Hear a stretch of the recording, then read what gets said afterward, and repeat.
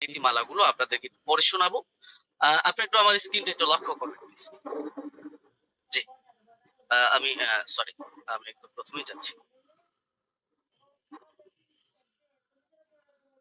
জি, আমাদের প্রোগ্রামের নীতিমালা, আলোচনার নীতিমালা বিষয় হাদিস শাস্ত্রের আলোকে হযরত ওমর রাদিয়াল্লাহু তাআলা আনহু কত রাকাত তারাবির আদেশ করেছেন।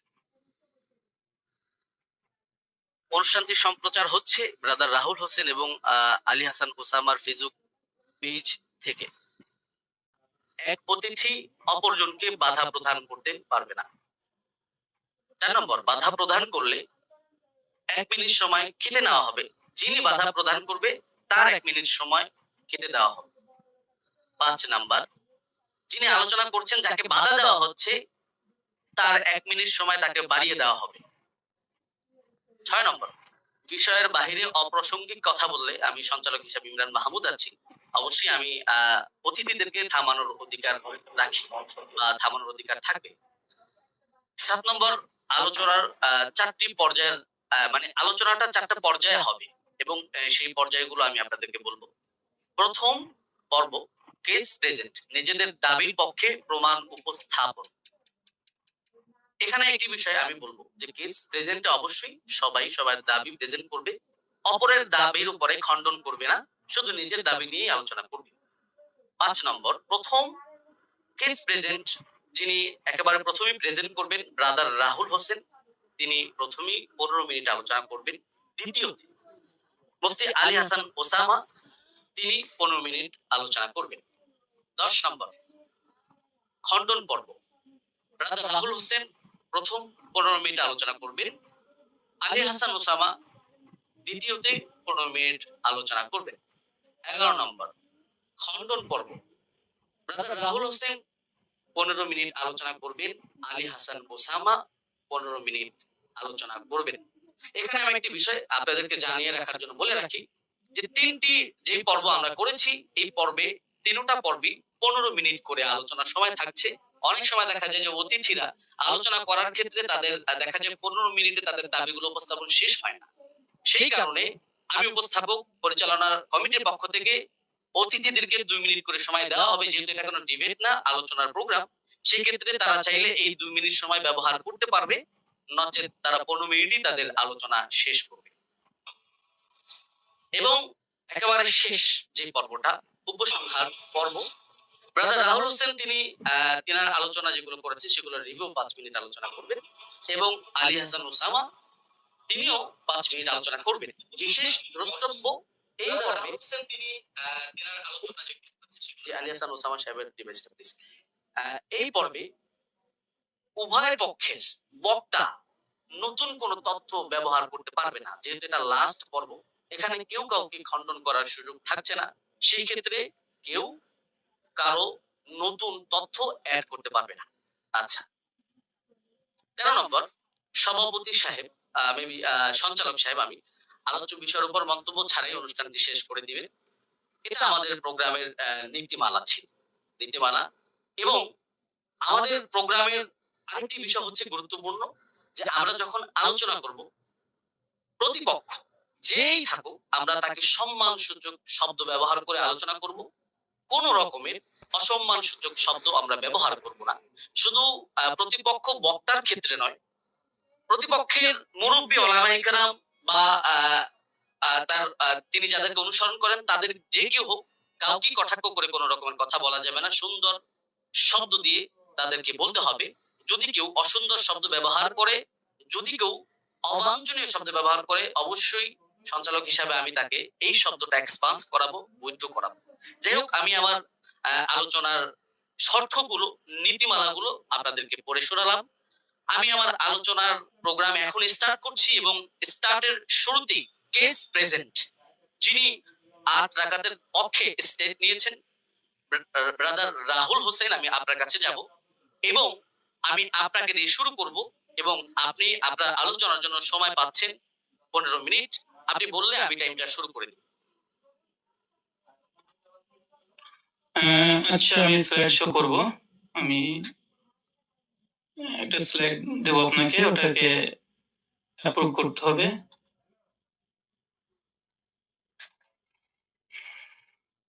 প্রেজেন্টেশন 1 বলে একটা আছে।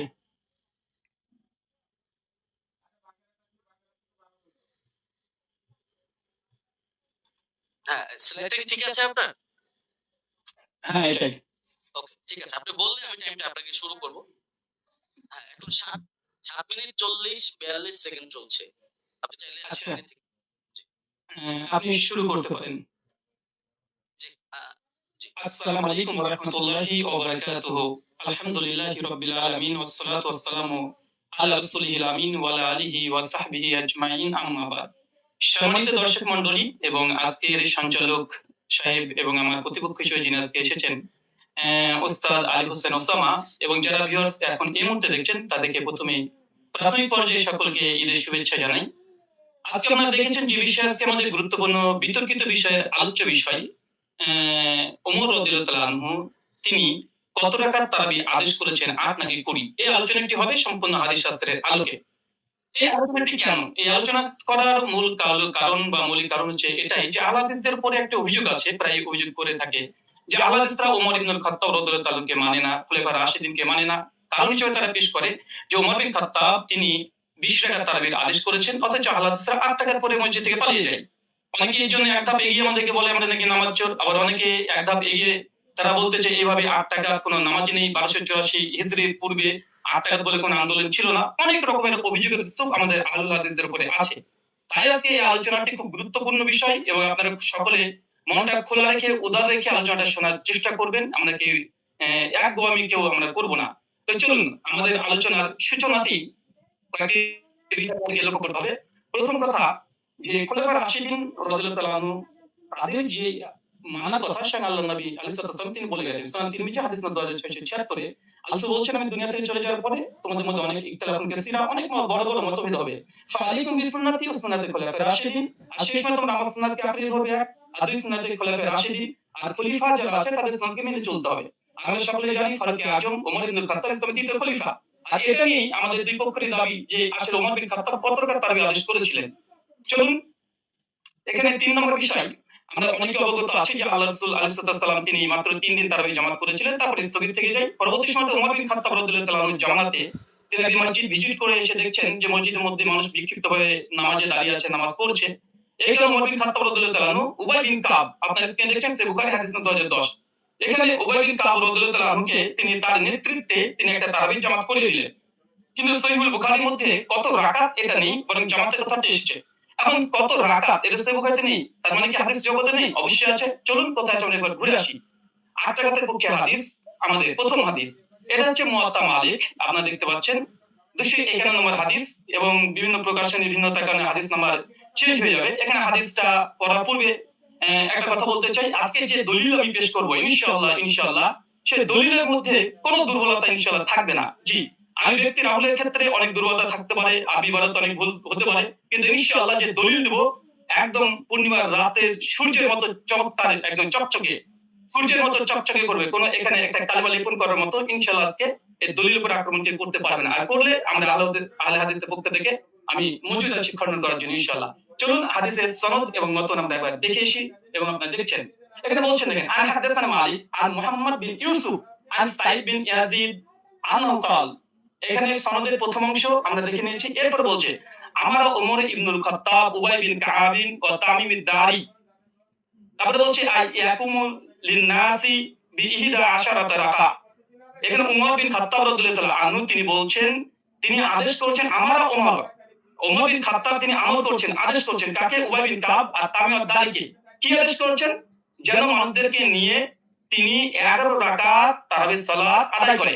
এই হচ্ছে আহলে হাদিসদের প্রথম দলিল। আর এই দলিল দিয়েই আজকে আমাদের যে কেস, আমার যে কেস যে আমরা আহলে হাদিসরা 8 রাকাত তারাবি জামাতে পড়ি, এটা ওমর বিন খাত্তাব রাদিয়াল্লাহু আনহু আদেশ করেছেন। আদেশ স্পষ্ট মজুদ আছে আলহামদুলিল্লাহ। এবং কাকে আদেশ করেছে? উবাই বিন কাব তামিম আদ-দারিকে। এটা হচ্ছে আমাদের প্রথম দলিল মুয়াত্তা মালিক 251 নম্বর হাদিস। এখানে লক্ষণীয় শুধু এই হাদিসটা যে মুয়াত্তা মালিকে এসেছে এমনটা নয়।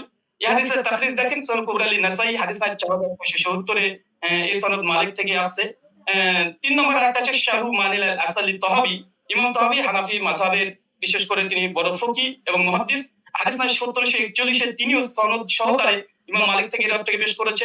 চতুর্থ প্রমাণ মারিফাতুস সুনান আল আসার লিল বাইহাকি হাদিস নাম্বার 5413 তে ইমাম বাইহাকি আল মুতাফা 458 হিজরি তিনিও নিয়ে এসেছেন। আচ্ছা, তারপরে 5 নম্বর শারহ সুনান আল বাগাবি চতুর্থ খণ্ডের 120 নম্বর পৃষ্ঠায় ইমাম মালিকের সূত্রে এই হাদিসটাকে তিনি নিয়ে এসেছেন। আরো যারা আপনারা দেখবেন মাদ্রাসাতে মিশকাত পড়তে হয়, না পড়লে কেউ তালিমি হতে পারে না। মিশকাত হাদিস নাম্বার 1302 এ আপনারা দেখতে পাচ্ছেন মুওয়াত্তা মালিকের সনদ সহ এখানে মতনটিকে উল্লেখ করা হয়েছে। আর যারা দারসি নুসখা দেখতে চাচ্ছেন দেওবন্দি থেকে প্রকাশনী, সেটা হচ্ছে প্রথম 115 নম্বর পৃষ্ঠায় লাইন নম্বর 9 থেকে 11 তে আপনারা দেখে নিতে পারবেন। আর এখানে মিসকাতুল মাসাবি যারা বাংলা দেখতে চান, অনেক বাংলা শ্রোতা আছে, আমার বক্তৃতার সত্যতা যাচাই করে নেবেন। মিসকাতুল মাসাবি হাদিস নাম্বার 1302 এ এটা আপনি পেয়ে যাবেন। এবং মুওয়াত্তা মালিক যে ইসলামিক ফাউন্ডেশন থেকে বের হয়ে এসেছে প্রকাশনী, এটা হচ্ছে প্রথম খণ্ডের 171 পৃষ্ঠা রিয়াদ নম্বর 4 এ আমার এই দলিল আপনারা বাঙালি শ্রোতা যারা আছেন, যারা আরবি বোঝেন না, তাদের জন্য দিয়ে দিলাম, আপনারা দেখে নিতে পারবেন। চলুন এই হাদিসের প্রথম দেখেন, আমি যে হাদিস আমরা মতন থেকে স্পষ্ট প্রমাণ পেয়েছি যে ওমর বিন খাত্তাব উবাই বিন কাব তামিম আদ-দারিকে তিনি 11 রাকাত তারাবির নির্দেশ দিয়েছেন। আলহামদুলিল্লাহ, কেস ইজ ক্লোজড। আমাদের পক্ষে এই দলিল আমরা পেশ করেছি। এখন হচ্ছে এই সনদ কি, চলেন সনদ আপনি স্ক্রিনে দেখতে পাচ্ছেন। আন মালিক আন মুহাম্মদ বিন ইউসুফ আন সাইদ বিন ইয়াজিদ, তারপরে ওমর ইবনে খাত্তাব। এই হাদিসের মধ্যে মাত্র 4টি রাবি পাচ্ছেন। এক হচ্ছে মালিক, ইমাম মালিক, মানে বুঝতে পারছেন, একবার দেখে নিন স্ক্রিনে। ইমাম মালিক, আলহামদুলিল্লাহ, ইমাম মালিক তো ইমাম মালিক, কে জানা করবে ইমাম মালিকের উপরে, আলহামদুলিল্লাহ। 2, তারপরে হচ্ছে মুহাম্মদ বিন ইউসুফ, ইনি একজন বিখ্যাত তাবী, বিখ্যাত তাবী। অনেক সাধারণ মানুষের তো মুহাম্মদ বিন ইউসুফকে না চিনতেও পারেন। তারপরে 3 নম্বর রাবি আসছে কি সাইদ বিন ইয়াজিদ। সাইদ বিন ইয়াজিদ আলহামদুলিল্লাহ তিনিও একজন সাহাবী। চতুর্থ রাবি তিনিও একজন সাহাবী, ওমর বিন খাত্তাব, আলহামদুলিল্লাহ। শুধু সাহাবী আর সাহাবী, আলহামদুলিল্লাহ, দুজন সাহাবী আর দুজন বড় ইমাম এই হাদিসটাকে রিওয়ায়াত করছে। চলেন আরেকটা দেখে নিই। আমরা শুধুমাত্র বুঝতে পারলাম এই দ্বিতীয় রাবি তাবী যিনি মুহাম্মদ বিন ইউসুফ, ইনাকে আমরা সাধারণ মানুষরা চিনতে পারবো না। চলুন এই মুহাম্মদ বিন ইউসুফ ইনি কে, ইনাকে একবার দেখে আসি। চলেন, এই মুহাম্মদ বিন ইউসুফ আল মাদানি রাহিমাহুল্লাহ এমন একজন ব্যক্তিত্ব যার সহিহ বুখারীতে আলহামদুলিল্লাহ 105 খানা হাদিস মজুদ আছে। 105 খানা আপনারা স্ক্রিনে লক্ষ্য করছেন, হাদিস নাম্বার দিয়ে সার্চ করলে আপনারা দেখতে পাবেন।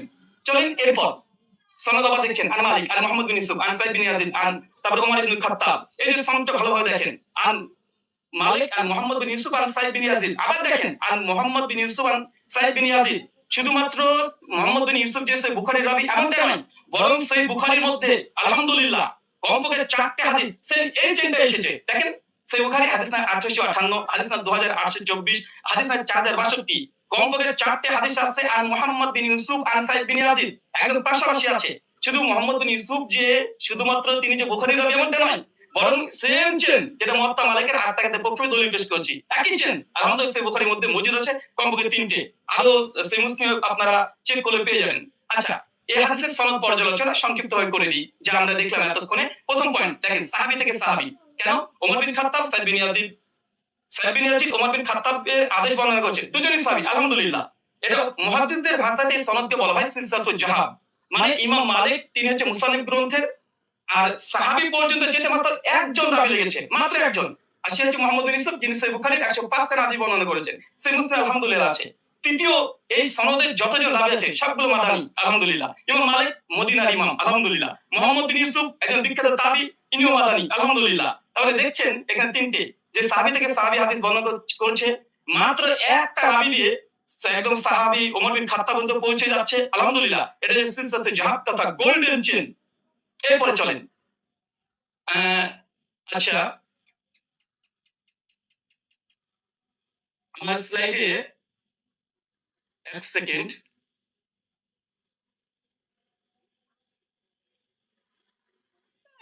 একটু থামতে হবে। আচ্ছা ঠিক আছে।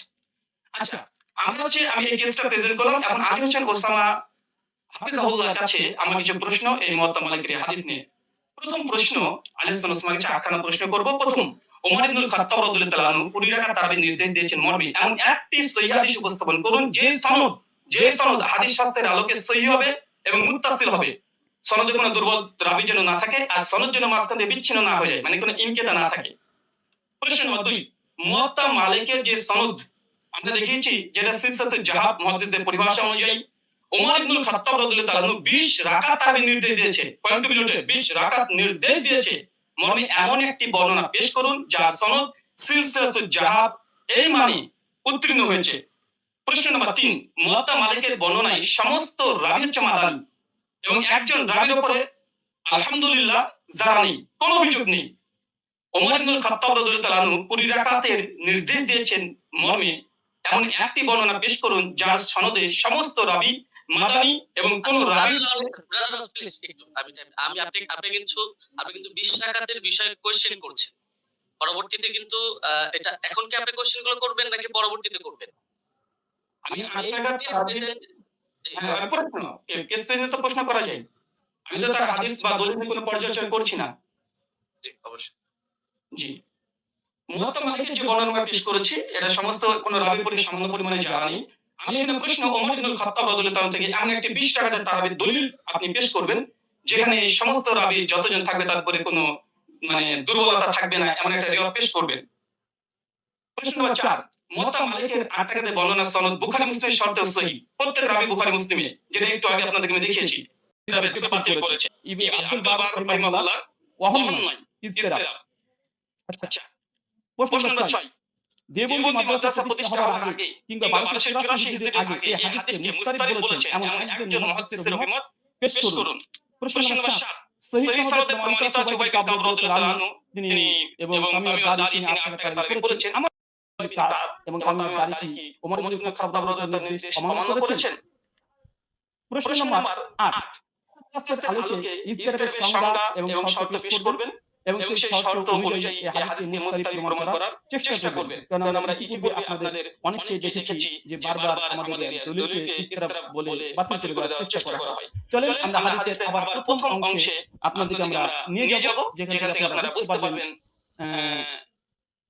আমরা হাদিস থেকে আবার আপনাদেরকে দেখিয়ে দিই আপনাদের সুবিধার জন্য আমাদের প্রথম যে দলিল আমরা পেশ করেছিলাম এই যে মুয়াত্তা মালিকের হাদিস আর এই মুয়াত্তা মালিকের হাদিস অনেকগুলো গ্রন্থে এসেছে পরপর আপনাদেরকে আমি দেখিয়ে দিয়েছি এখান থেকে অনেকগুলো গ্রন্থ থেকে দেখিয়ে দিয়েছি আমি জাস্ট একটা দলিল আমি পেশ করেছি আর এই একটা দলিলের উপর অটল থাকবো এই একটা দলিল এই দলিল যতক্ষণ খণ্ডন না আসবে ততক্ষণ দ্বিতীয় দলিল দিয়ে এই আলোচনাকে মাঝে বাজার করতে চাই না তাই এই সনদ থেকে বারবার দিবেন আন মালিক আন মুহাম্মদ বিন ইউসুফ আন সাঈদ বিন ইয়াজিদ তারপর ওমর ইবনে খাত্তাব মাত্র ইমাম মালিক রাহিমাহুল্লাহ আলহামদুলিল্লাহ মুহাম্মদ বিন ইউসুফ তিনি যে বিখ্যাত তাবী যার সহিহ পাঁচখানা হাদিস আছে সাঈদ বিন ইয়াজিদ ইনিও স্বয়ং আল্লাহর রাসূলের সঙ্গে হজ করেছেন যেটা সহিহ বুখারী 858 তে প্রমাণিত পাওয়া যায় আর ওমর ইবনে খাত্তাব আমি জাস্ট একটা দলিলের উপরে আপনাদের সামনে উপস্থাপন করেছি এবং হাদিসের শব্দ আমার ওমর ইবনে খাত্তাব ওমর বিন খাত্তাব আদেশ দিয়েছেন একদম আদেশ শব্দ মজুদ আছে কাকে আদেশ দিয়েছেন উবাই বিন কাবকে আর কাকে তামিম দারিকে কত রাকাত বিহিদা আশারাত রাকাত 11 রাকাতের নির্দেশ দিয়েছে স্পষ্টভাবে আমাদের এই দলিলে আমার যা কেস বা আমাদের আহলুল হাদিসদের যে দাবি তার পক্ষে জাস্ট একটা দলিল ইনশাআল্লাহ যদি সম্ভব হয় দলিলকে যদি খণ্ডন করে ইনশাআল্লাহ তারপরে আমাদের দ্বিতীয় দলিল আমরা পেশ করব কারণ আলোচনার মধ্যে অনেক বেশি দলিল দিয়ে গেলে কারণ আমাদের আলোচনা যেহেতু এখানে পর্যালোচনা এটা ডিবেট নয় ডিবেট হলে আমি অনেক কিছু করতে পারতাম কিন্তু আমি যেহেতু ওস্তাদের সঙ্গে একমত হয়ে এসেছি তেমন কিছু মানে অনেক কথা বলার ইচ্ছা থাকলে আমি বলবো এখানে কারণ শেখকে বা ওস্তাদকে অনেক সম্মান দিই এবং ভালোবাসা তার প্রতি আমার অনেকগুলো আছে আর এ থেকেই একটা হাদিস আর এই হাদিস আমি শুধুমাত্র শেখকে বুঝতে এসেছি যেহেতু তিনি আমাকে বোঝাতে এসেছেন আর পর্যালোচনার ক্ষেত্রে ডিবেট নয় তার জন্য আমরা এই একটা হাদিস যে দাবির পক্ষে আমরা আহলুল হাদিসরা 8 টাকা তারাবি পড়ি এবং এই হাদিসের মান আমাদের নিকটে সহিহ এবং আমাদের কাছ থেকে 8খানা প্রশ্ন আমরা উপস্থাপন করেছি 20 টাকাদের পক্ষে এই 20 টাকাদের যদি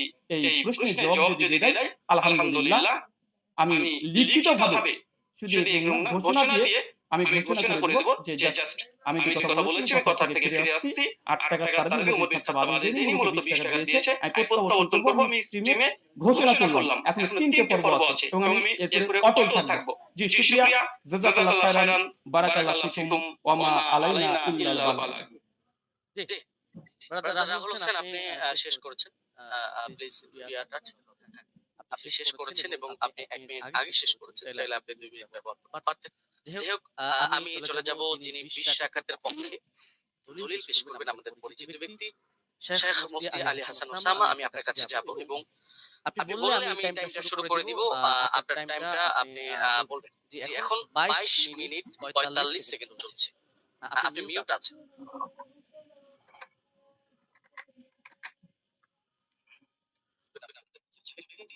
শেখ মুফতি আলী হাসান ওসামা আমি আপনার কাছে যাব আপনার পাশে একটা লোক আছে।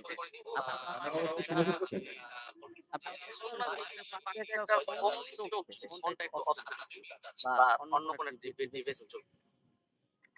আওয়াজ কি শুনতে পাচ্ছেন আমার আওয়াজ?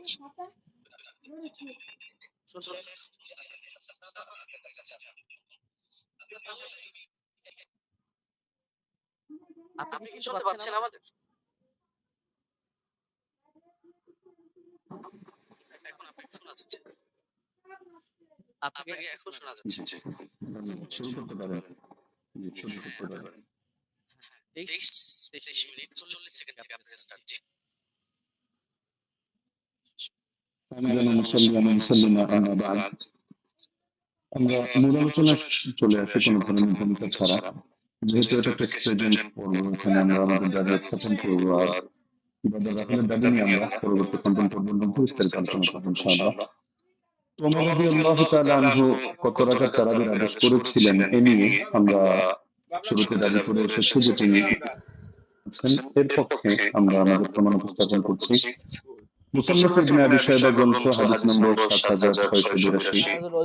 এতে সহিহ সনদের মধ্যে আছে হাদাসানা ওয়াকিউন আন মালিক ইবনে আনাস আন ইয়াহইয়া ইবনে সাঈদ أن عمر بن الخطاب رضي الله عنه أمر رجلا يصلي بهم 20 ركعة.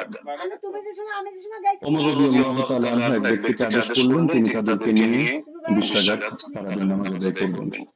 এই যে হাদিসটা, এই হাদিসের মধ্যে প্রতিটা রাবী ওয়াকি ইবনে জাররাহ, ইমাম মালিক ইবনে আনাস এবং ইয়াহইয়া ইবনে সাঈদ আল-কাত্তান প্রত্যেকে হাদিস শাস্ত্রের এক একজন নক্ষত্র এবং ইমাম।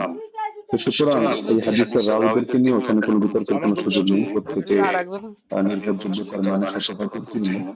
এখন কারো কাছে একটা ফতোয়া লাগতে পারে যে ইয়াহইয়া ইবনে সাঈদ আল-কাত্তান রাহমাতুল্লাহি আলাইহি তিনি তো ওমর ইবনে খাত্তাব রাদিয়াল্লাহু আনহু জামানে পাননি। তাহলে তো মনে হচ্ছে যে হাদিসটা বিচ্ছিন্ন হয়ে যাচ্ছে, সূত্র বিচ্ছিন্ন, অর্থাৎ মাঝখানে কোনো একজন বর্ণনাকারী বাদ পড়ে গেছেন এবং তার সূত্রে তিনি বর্ণনা করছেন। তো হাদিস যদি মুনকাতি হয় তাহলে তো এটা যায়জ মনে হতে পারে অনেকের কাছে। তো আমরা যেহেতু আমাদের শিরোনামই হলো যে হাদিস শাস্ত্রের আলোকে আমাদের আজকের আলোচনা হবে, তো আমরা এখন শাস্ত্রীয় আলোচনায় চলে যাই।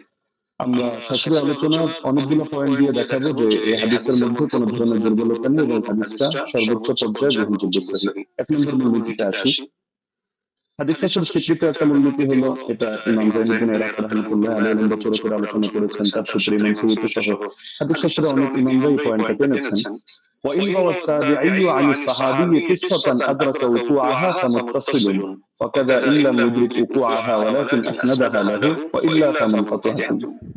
তাবিঈ যদি সাহাবী থেকে এমন কোন বিষয়, এমন কোন ঘটনা বর্ণনা করেন যেটা তিনি পেয়েছেন, অর্থাৎ তিনি তো তাকে নিজের চোখে দেখেননি, কিন্তু ঘটনাটা ক্রমবর্ধমানভাবে চলে আসছে এবং পরবর্তীতে তার জামানায় তিনি ঘটনাটা পেয়েছেন, তাহলে হাদিস শাস্ত্রের বিবেচনায় এটাকে মুত্তাসিল বলে গণ্য করা হয়। যদিও বাহ্য দৃষ্টিতে যারা হাদিস শাস্ত্রের জ্ঞান রাখেন অজ্ঞদের চোখে মনে হতে পারে এটা সূত্র বিচ্ছিন্ন, কিন্তু এটা ইমামরা স্পষ্ট বলে যাচ্ছেন যে না, এটা হুকুমের বিবেচনা, এটাকে মুনকাতি সূত্র বিচ্ছিন্ন ধরা হয় না এবং মুত্তাসিল হিসেবে ধরা হয়।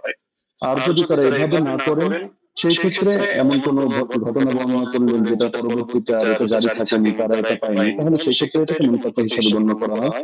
ইমাম ইরাকি রাহমাতুল্লাহি আলাইহি স্পষ্টভাবে লেখেন যে ওয়াকাদ হাকা ইত্তিফাক আহলি তামিজ মিন আহলি হাদিস আলা যালিকা ইবনুল মাওয়াক। ইমাম ইবনুল মাওয়াক এ ব্যাপারে মুহাদ্দিসদের মধ্য থেকে যারা বিশ্লেষক তাদের ঐকমত্য বর্ণনা করেছেন। এটা তামহিদ প্রথম খণ্ড 26 নম্বর পৃষ্ঠায় আছে, উলুমুল হাদিস 26 নম্বর পৃষ্ঠায় আছে, 62 নম্বর পৃষ্ঠা শারহুত তাফসীর প্রথম খণ্ড 223, তাদরিবুর রাওয়ী প্রথম খণ্ড 249। যার কারণে শেখ সালেহ আল মুনাজ্জিদ আল্লাহ তাআলা তাকে অতি দ্রুত কারামত করুন, সালাফিদের বড় শায়েখ, তিনি তার ইসলামিক ওয়েবসাইটের মধ্যে এই বিষয়ে মন্তব্য করেছেন। এটা প্রশ্ন নম্বর 82152 এর অধীনে আপনারা পেয়ে যাবেন। وبمجموع هذه الروايات يتبين أن ال20 ركعة كانت هي السنة الغالبة على التراويح في زمن عمر بن الخطاب رضي الله عنه، ومثل صلاة التراويح أمر مشهور يتناقله الجيل وعامة الناس، ورواية يزيد بن رومان ويحيى القطان يعتبر بهما وإن كان لم يدرك عمر، فإنهما ولا شك تلقياه عن مجموع الناس الذين أدركوهم، وذلك أمر لا يحتاج إلى رجل يسنده فإن المدينة كلها تسنده। পুরো এবারটা আমি শুনিয়ে দিলাম, যার মূল সারমর্ম এটাই দাঁড়াচ্ছে যে যদিও ইয়াহিয়া আল কাত্তান এবং ইয়াজিদ ইবনে রুমান সরাসরি ওমর রাদিয়াল্লাহু আনহু সাক্ষাৎ পাননি, কিন্তু এটা হাদিসের বিশুদ্ধতার মধ্যে কোনো সমস্যা হবে না, এটাকে বিচ্ছিন্ন ধরা হবে না, কারণ এটা তারা এই পরিমাণ বিপুল পরিমাণ মানুষ থেকে এটা তারা লাভ করেছেন এই সংক্রান্ত বর্ণনা, যারা সরাসরি ওমর থেকে এটা দেখেছেন। সুতরাং এখানে সুনির্দিষ্ট একজন ব্যক্তি লাগবে না যে এটা সনদ বয়ান করবে, বরং গোটা মদিনায় এই সনদ বয়ান করবে। তো সুতরাং দেখা যাচ্ছে যে যারা হাদিস শাস্ত্র সম্পর্কে অজ্ঞ তাদের কাছে সূত্র বিচ্ছিন্ন মনে হলো, যেহেতু শাস্ত্রের আলোকে আলোচনা, সুতরাং মূলনীতির আলোকে আমরা স্পষ্ট দেখালাম যে এটা সূত্র বিচ্ছিন্ন নয়, বরং এটা মুত্তাসিল হিসাবে বক্তব্য হবে। দ্বিতীয় হলো ইমাম ইয়াহইয়া ইবনে সাঈদ আল কাত্তান রাহমাতুল্লাহ আলাইহি, তিনি যেন কোনো ব্যক্তিত্ব নন, তিনি যারা তাদের শাস্ত্রের ইমাম, অর্থাৎ যার মতামত নিয়ে আমরা অন্যদেরকে মেতে থাকি, এবং তার ব্যাপারে যারা তাদের শাস্ত্রে স্পষ্ট লেখা আছে যে তিনি যার কাছ থেকে হাদিস রিওয়ায়াত করেন না। যেমন তাহযীবুত তাহযীব ৪র্থ খণ্ড ৩৫৭ পৃষ্ঠা, তাহযীবুল কামাল ৩১ নম্বর খণ্ড ৩২৯ পৃষ্ঠা, এখানে ইমাম নাজির সূত্রে লেখা আছে বসরিয়ুন সিকাতুন নাকিউল হাদিস কানা লা ইহাদ্দিসু ইল্লা আন সিকা।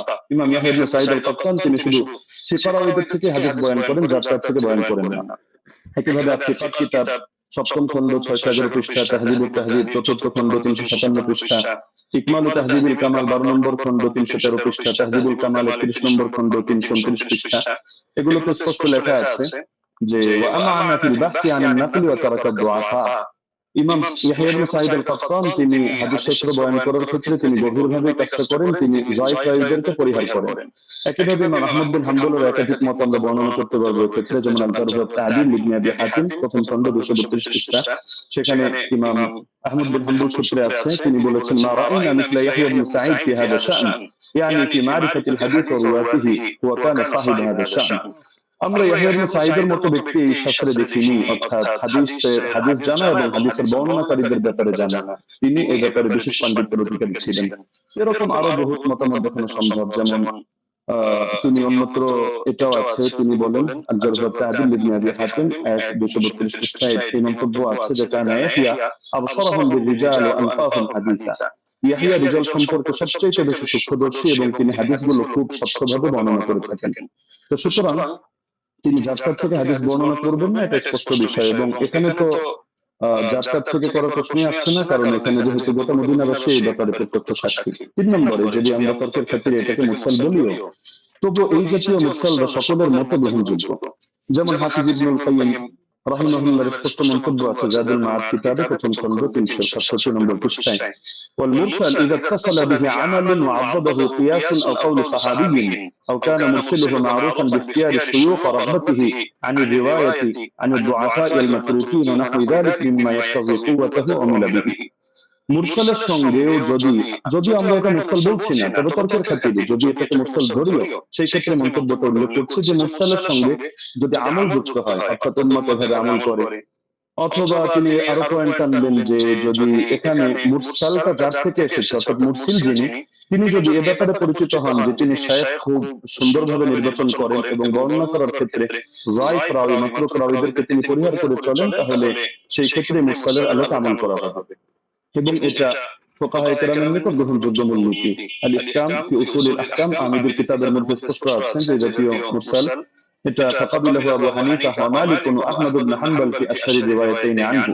ইমাম আবু হানিফা গ্রহণ করেন, ইমাম মালিক গ্রহণ করেন, ইমাম আহমদ বিন হাম্বলের একটা প্রসিদ্ধ মত যেটা তার আলোকে দেখা যায় তিনি গ্রহণ করেন। ঈসা ইবনে আবান রাহিমাহুল্লাহ তিনি একটু ভাগ করেন, তিনি শুধু ففصل عيسى بن أبان فقبل مراسيل الصحابة والتابعين وتابعي التابعين ومن هو من أئمة النقل مطلقا دون من عدا هؤلاء। তিনি সাহাবীদের মুরসাল গ্রহণ করেন, তাবেঈদেরটা করেন, তাবেঈদেরটা করেন, এবং যারা হাদিস শাস্ত্রের ইমাম তাদেরটা করেন, অন্যদেরটা করেন না। এটা মেনে নিলেও সমস্যা নেই, কারণ ইমাম ইয়াহইয়া আল কাত্তান তিনি হাদিস শাস্ত্রের ইমাম, তিনি যে ক্যাটাগরি বর্ণনা করেছেন এই ক্যাটাগরির মধ্যে আছেন। আর ইমাম শাফিঈর মত প্রসিদ্ধ, এটা ইহকাম কিতাবের মধ্যে আছে, একইভাবে নুজহাতুন নাযার ফি তাওদীহ মুহবাতিল কিতাব সেখানে আছে। ইমাম শাফিঈ রাহমাতুল্লাহ আলাইহি বক্তব্যের মধ্যে স্পষ্ট দেখা যাচ্ছে যে তিনি বলেছেন যে মুরসাল যদি সাহাবীর মুরসাল হয় তাহলে তো গ্রহণযোগ্য, আর যদি এমন মুরসাল হয় আও মুরসালান কাদ আসনাদাহু গায়রু মুরসিলিহি আও আরসালাহু রাওin আখার يروي عن غير شيوخ الأول أو عضده قول صحابي أو قول أكثر أهل العلم أو أن يكون المرسل قد عرف من حاله أنه لا يرسل عمن فيه علة من جهالة أو غيرها كمراسيل ابن المسيب فهو مقبول، وإلا فلا. ووافقه على ذلك أكثر أصحابه والقاضي أبو بكر وجماعة من الفقهاء. ইমাম শাফি রাহিমাহুল্লাহর মন্তব্য হচ্ছে, যদি সাহাবীর মুরসাল না হয়ে এমন মুরসাল হয় যে মুরসালের সঙ্গে কিছু বিষয় যুক্ত থাকে, যেমন তিনি একটা উদাহরণ দিয়েছেন, যদি অধিকাংশ আহলে ইলমের বক্তব্য এর পক্ষে সমর্থন যোগায়, অর্থাৎ তারা এই মত পোষণ করেন।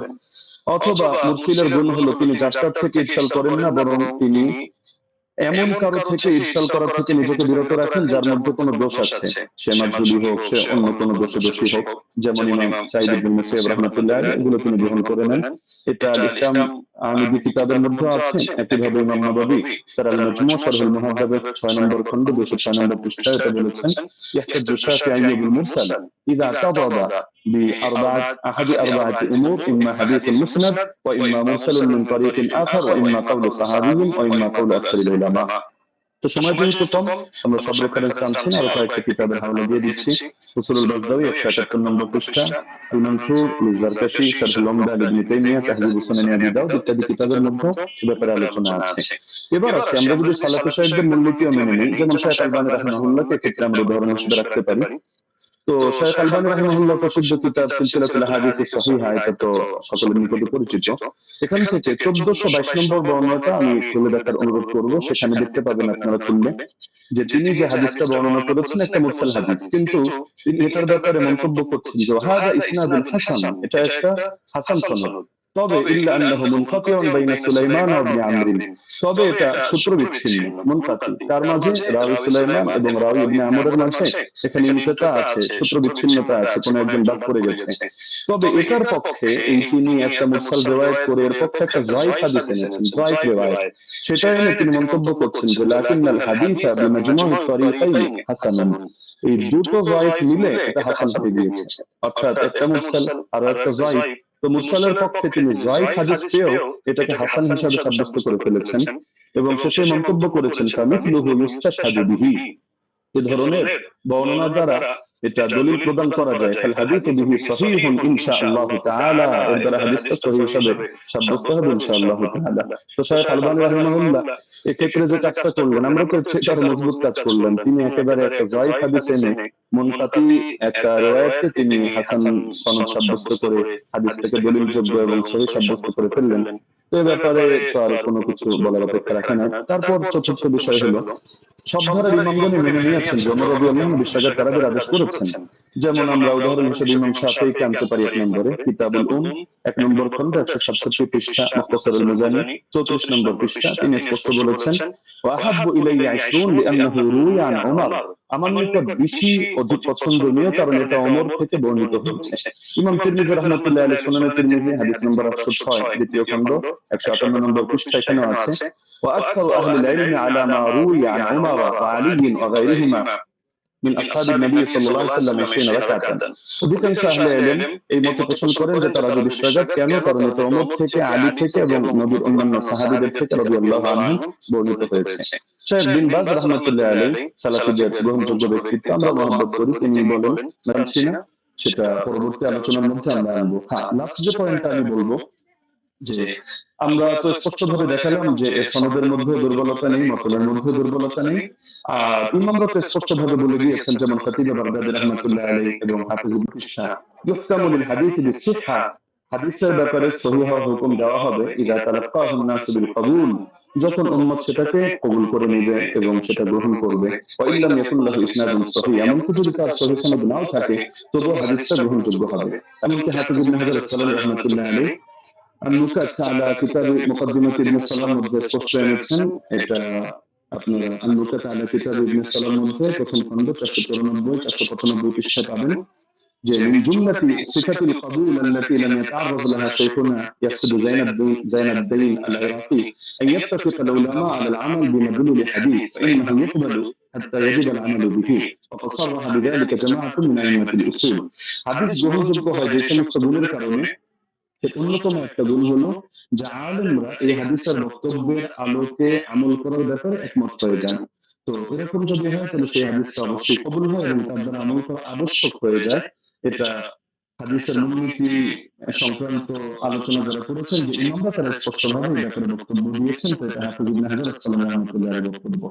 তো আলোচনা আরো দীর্ঘ করা যেত, বাকি সময় যেহেতু সংক্ষিপ্ত, আমরা যে পয়েন্টগুলো টানলাম, তো ব্রাদার রাহুলের মধ্যে থেকে কোনো একটা পয়েন্ট এনে তিনি যদি দেখাতে পারেন যে না, শাস্ত্রের এই মূলনীতিগুলো ভুল বা এর আলোকে এটা প্রমাণিত হয় না, তাহলে আমরা তার প্রতি কৃতজ্ঞ থাকবো যে হাদিস শাস্ত্রের নতুন একটা জিনিস অ্যাড হলো।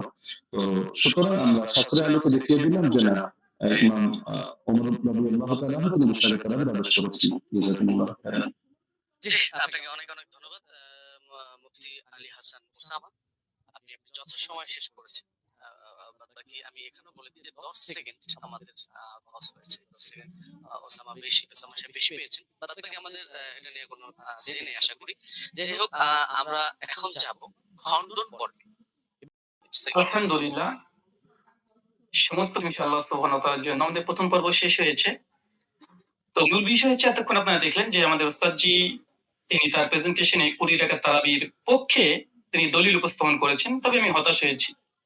হতাশ এই জন্য হয়েছি যে 8 রাকাতের পক্ষে আমরা যে হাদিসটা পেশ করেছি মুয়াত্তা মালিক থেকে, মাত্র 4টে সনদে, সনদের মধ্যে না কোনো দুর্বলতা আছে, না সনদের মধ্যে কোনো রাবির উপরে আপত্তি আছে, না সনদের মধ্যে কোনো ইনকিতা সূত্র বিচ্ছিন্ন হয়েছে।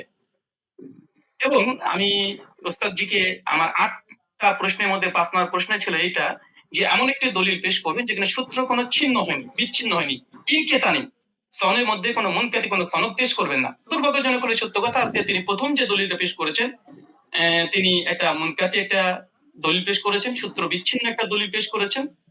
এবং এখানে ইয়াহিয়া সাইদ আল কাত্তান থেকে যে রাত পেশ করেছে মুসান্নাফ ইবনে আবি শাইবা থেকে আপনারা দেখেছেন।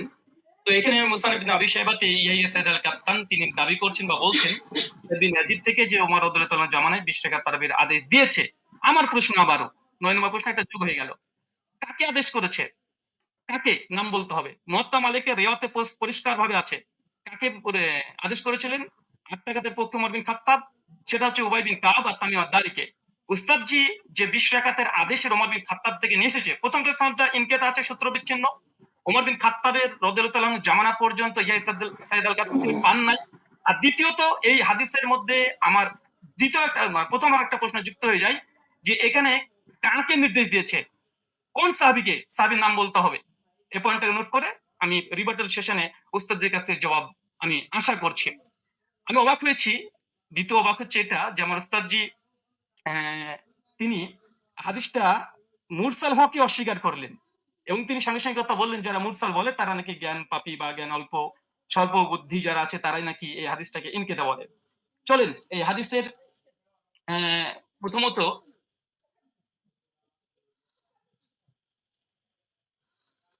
আচ্ছা, প্রথম হচ্ছে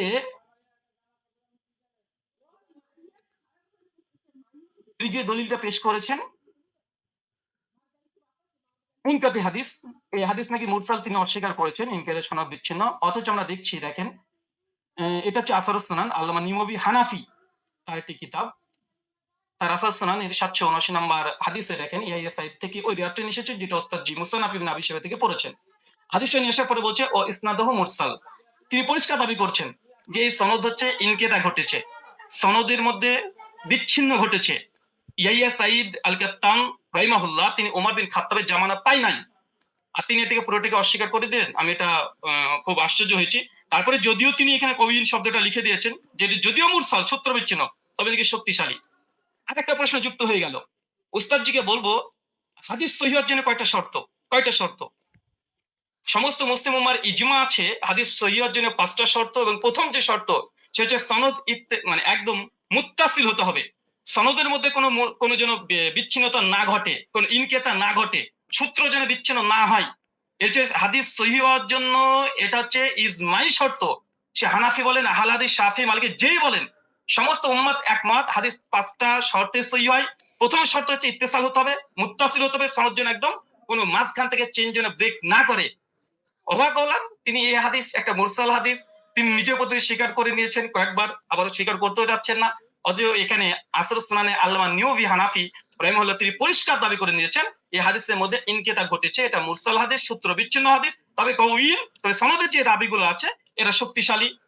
হাদিস সহিহ হওয়ার জন্য যেহেতু রিজাল শাস্ত্রের আলোকে এবং হাদিস শাস্ত্রের আলোকে আমাদের দলিল উপস্থাপন করতে হবে। তো হাদিস সহিহ হওয়ার জন্য ওস্তাদ দেখেছি আমার জানার জন্য প্রশ্ন, বিনয়ের সঙ্গে প্রশ্ন, মানে মুত্তাসিল হওয়া এটা শর্ত কি শর্ত একটু জানাবেন 5টা শর্তের মধ্যে।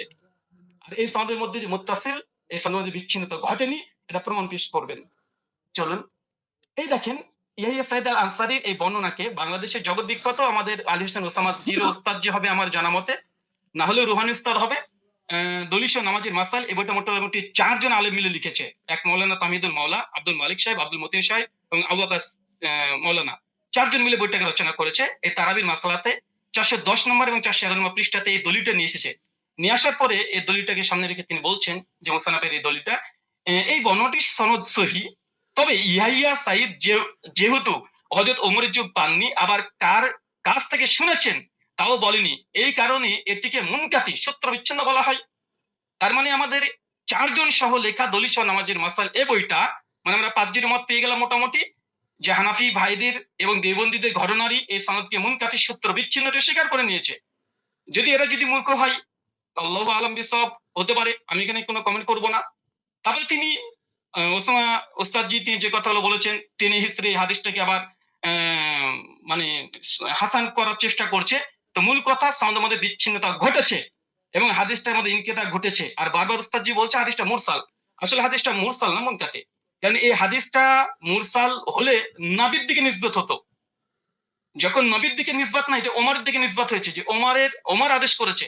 তো হাদিসটা মুরসাল নাই, বরং এখানে ইনকিতা বলাটাই বেশি যৌক্তিক, মুনকাতি এই হাদিস। তার জন্য এখানে আরেকটা পয়েন্ট দেখে নিন। মুনকাতি হাদিসের ব্যাপারে ওস্তাদজি অনেকগুলোই দলিল উপস্থাপন করলেন এবং বিভিন্ন আলিমদের ফতোয়া তিনি নকল করে বোঝানোর চেষ্টা করছিলেন বারবার, যে দেখেন মুনকাতি হাদিসকে অনেকে হাদিসে বা মুরসাল হাদিসকে অনেকেই সহিহ বলার চেষ্টা করছে, এমনকি শেখ আলবানিও বলার চেষ্টা করেছে, তিনি দলিল উপস্থাপন করেছেন। দেখেন এটা তাইসুল মুস্তাহুল হাদিস, এটা হানাফি আলের সকলেই মানে, এটা বাংলাদেশ থেকে কওমি ঘরানার তারাই ছাপিয়েছে বইটা, রকমারিতে অ্যাভেলেবেল পেয়ে যাবেন। এখানে দেখেন মুনকাতি হাদিসের উদাহরণ একটা দেওয়ার পরে বলছে মুনকাতি হাদিসের হুকুম কি, বলছে উলামায়ে কিরাম এই বিষয়ে একমত, মানে ইজমা দাবি করছে। বিলুপ্ত রাবি অবস্থা অজ্ঞতা থাকার কারণে মুনকাতি হাদিস জয়ীফ হিসেবে গণ্য। এখানে একটা সংক্ষিপ্ত সাধারণ শ্রোতার জন্য বলি যে ইয়াহিয়া সাইদ আল কাত্তান তার ওমর বিন খাত্তাবের জামানায় পায়নি, ওমর বিন খাত্তাবের মৃত্যুর প্রায় 40 থেকে 50 বছর পর এই রাবি জন্মগ্রহণ করেছে। ওমর বিন খাত্তাবের জামানায় পায়নি, তিনি কিভাবে বলে দিলেন যে ওমরের জামানাতে অমুক ব্যক্তি, আবার নাম উল্লেখ নেই যে কাকে নির্দেশ দিয়েছে, নাম উল্লেখ নেই হাদিসে, যে 20 টাকাতের আদেশ করেছে। এখন যদি কেউ দাবি করে যে পাকিস্তানি আমলে ব্রিটিশদের সঙ্গে অমুক ব্যক্তি এবিসি ও দালালি করেছে, আজকের যুগের কোনো মানুষ যদি দাবি করে দেয় হয়তো তার যুগও আমি পাইনি, পাকিস্তানি আমল আমি পাইনি, যে দাবি করে দেয়, এ দাবিটা কেমন যৌক্তিক হতে পারে? ঠিক এই হাদিসের সঙ্গে সেটাই ঘটেছে। যিনি বর্ণনা করছেন ওনার সঙ্গে ওমর বিন খাত্তাবের জামানায় তিনি পাননি, ওমর বিন খাত্তাবের মৃত্যুর প্রায় 40 থেকে 50 বছর পর এই ব্যক্তি জন্মগ্রহণ করা হচ্ছে।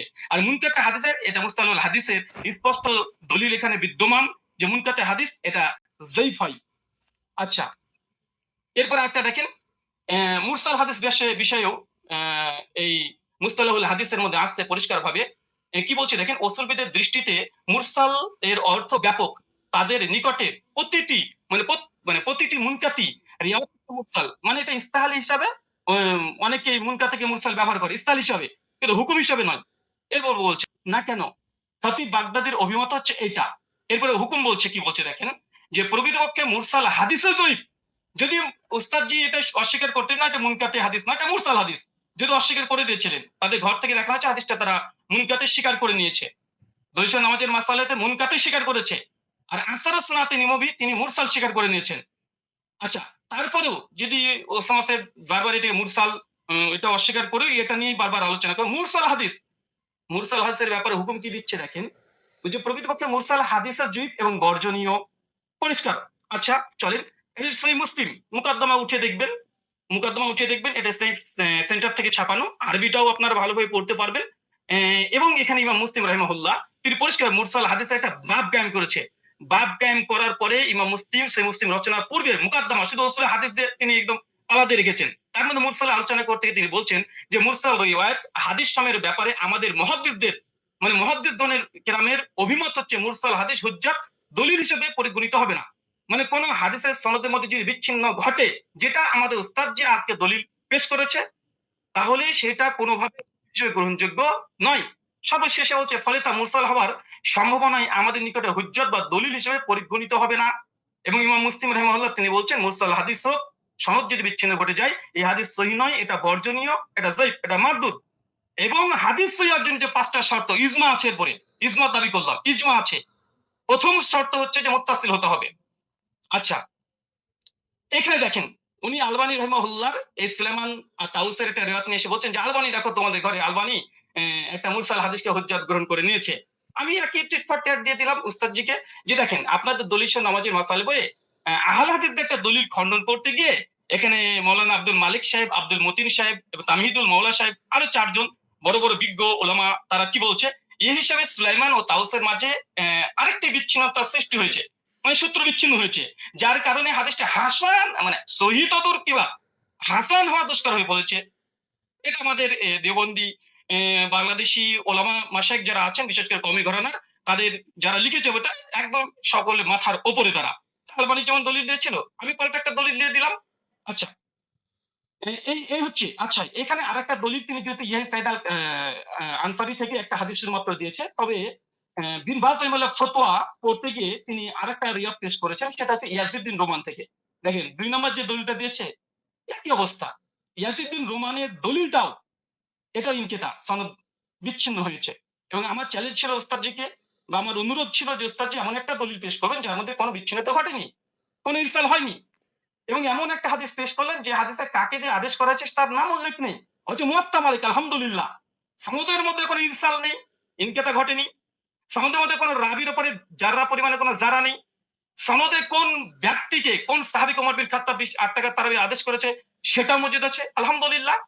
কিন্তু আমাদের উস্তাদজি 15 মিনিট সময় নিয়ে তিনি মাত্র একটা দলিল পেশ করেছেন বিন বাজের ফতোয়াতে, এই ইয়াজিদ বিন রোমানের এই রিওয়ায়াত চলে এসেছে। এটাই একই অবস্থা। কি বলছেন দেখেন, দৈশ নামাজের মাসালে তাই বলছে, কি বলছে, এটিও একজন তাবির সাক্ষ্য, মুহাদ্দিসগণের পরিভাষা অনুযায়ী বা এটাকে মুনকাতি মুরসাল বলা হয়, কারণ ইয়াজিদ ইবনে রোমান হযরত ওমরের যোগ পাননি।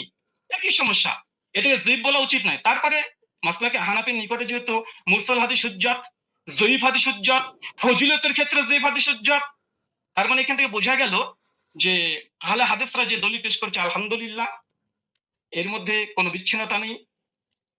আমাদের হানাফি ভাইদের পক্ষ থেকে যে দলিলটা আমরা পেয়েছি প্রথম পর্বেই, কারণ প্রথম দলিল মানে মজবুত দলিল দেয় মানুষ, প্রথম যেটা দেয় সেটা মজবুতই দেয়। কিন্তু দুর্ভাগ্য সনদের মধ্যে বিচ্ছিন্নতা ঘটে গেছে, সনদের মধ্যে ইনকিতা ঘটে গেছে, মাকড়সার জালের মতো দুর্বল একটা সনদ দিয়ে এটাকে আজকে এর দাবি হিসেবে দলিল পেশ করা, ওস্তাদজির কাছে আমি বিষয়টা একটু কেমন ভাবে মনে হচ্ছে, যেটা কেমন ঘটে গেল, যে প্রথম সনদেই এরকম একটা ঘটনা ঘটে যাবে। আচ্ছা, 2 নম্বর, আমার ওস্তাদজি জাস্ট দুটো দলিলই পেশ করেছে তার প্রেজেন্টেশনে, দুটো দলিল এখানে আমি খণ্ডন করেছি। তাছাড়া তিনি আদার্স যে কথা না, আপনি তেমন কোনো কথা বলেনি, দুটো হাদিস নিয়ে, আর মুনকাতে হাদিস হুজ্জাত বা মুরসাল হাদিস হুজ্জাত, তিনি এই বিষয়ে করে কথা বলতে চেয়েছেন। আমিও দেখিয়েছি যে ইমাম মুসলিমের নিকটে মুরসাল মুনকাতে হাদিস মানে গ্রহণযোগ্য নয়। তাছাড়া দলিল নামাজের মাসালাতে স্বয়ং আব্দুল মতিন সাহেব একটা সূত্র বিচ্ছিন্ন হওয়ার কারণে আহলেসের একটা দলিলকে বাতিল ঘোষণা করে দিয়েছে, হাসান হওয়া দুষ্কর বলে দিয়েছে। আর তৃতীয়ত মুস্তালাহুল হাদিসের গ্রন্থে যেগুলো লেখা আছে যে মুনকাতি হাদিস বা মুরসাল হাদিস সূত্র বিচ্ছিন্নতা হওয়ার কারণে কার কাছ থেকে শুনেছে এটা যেহেতু আমাদের কাছে জানা নেই, এই জন্য এই হাদিসটা মুহাদ্দিসদের নিকটে এটা যায়িফ, এটা মারদুদ।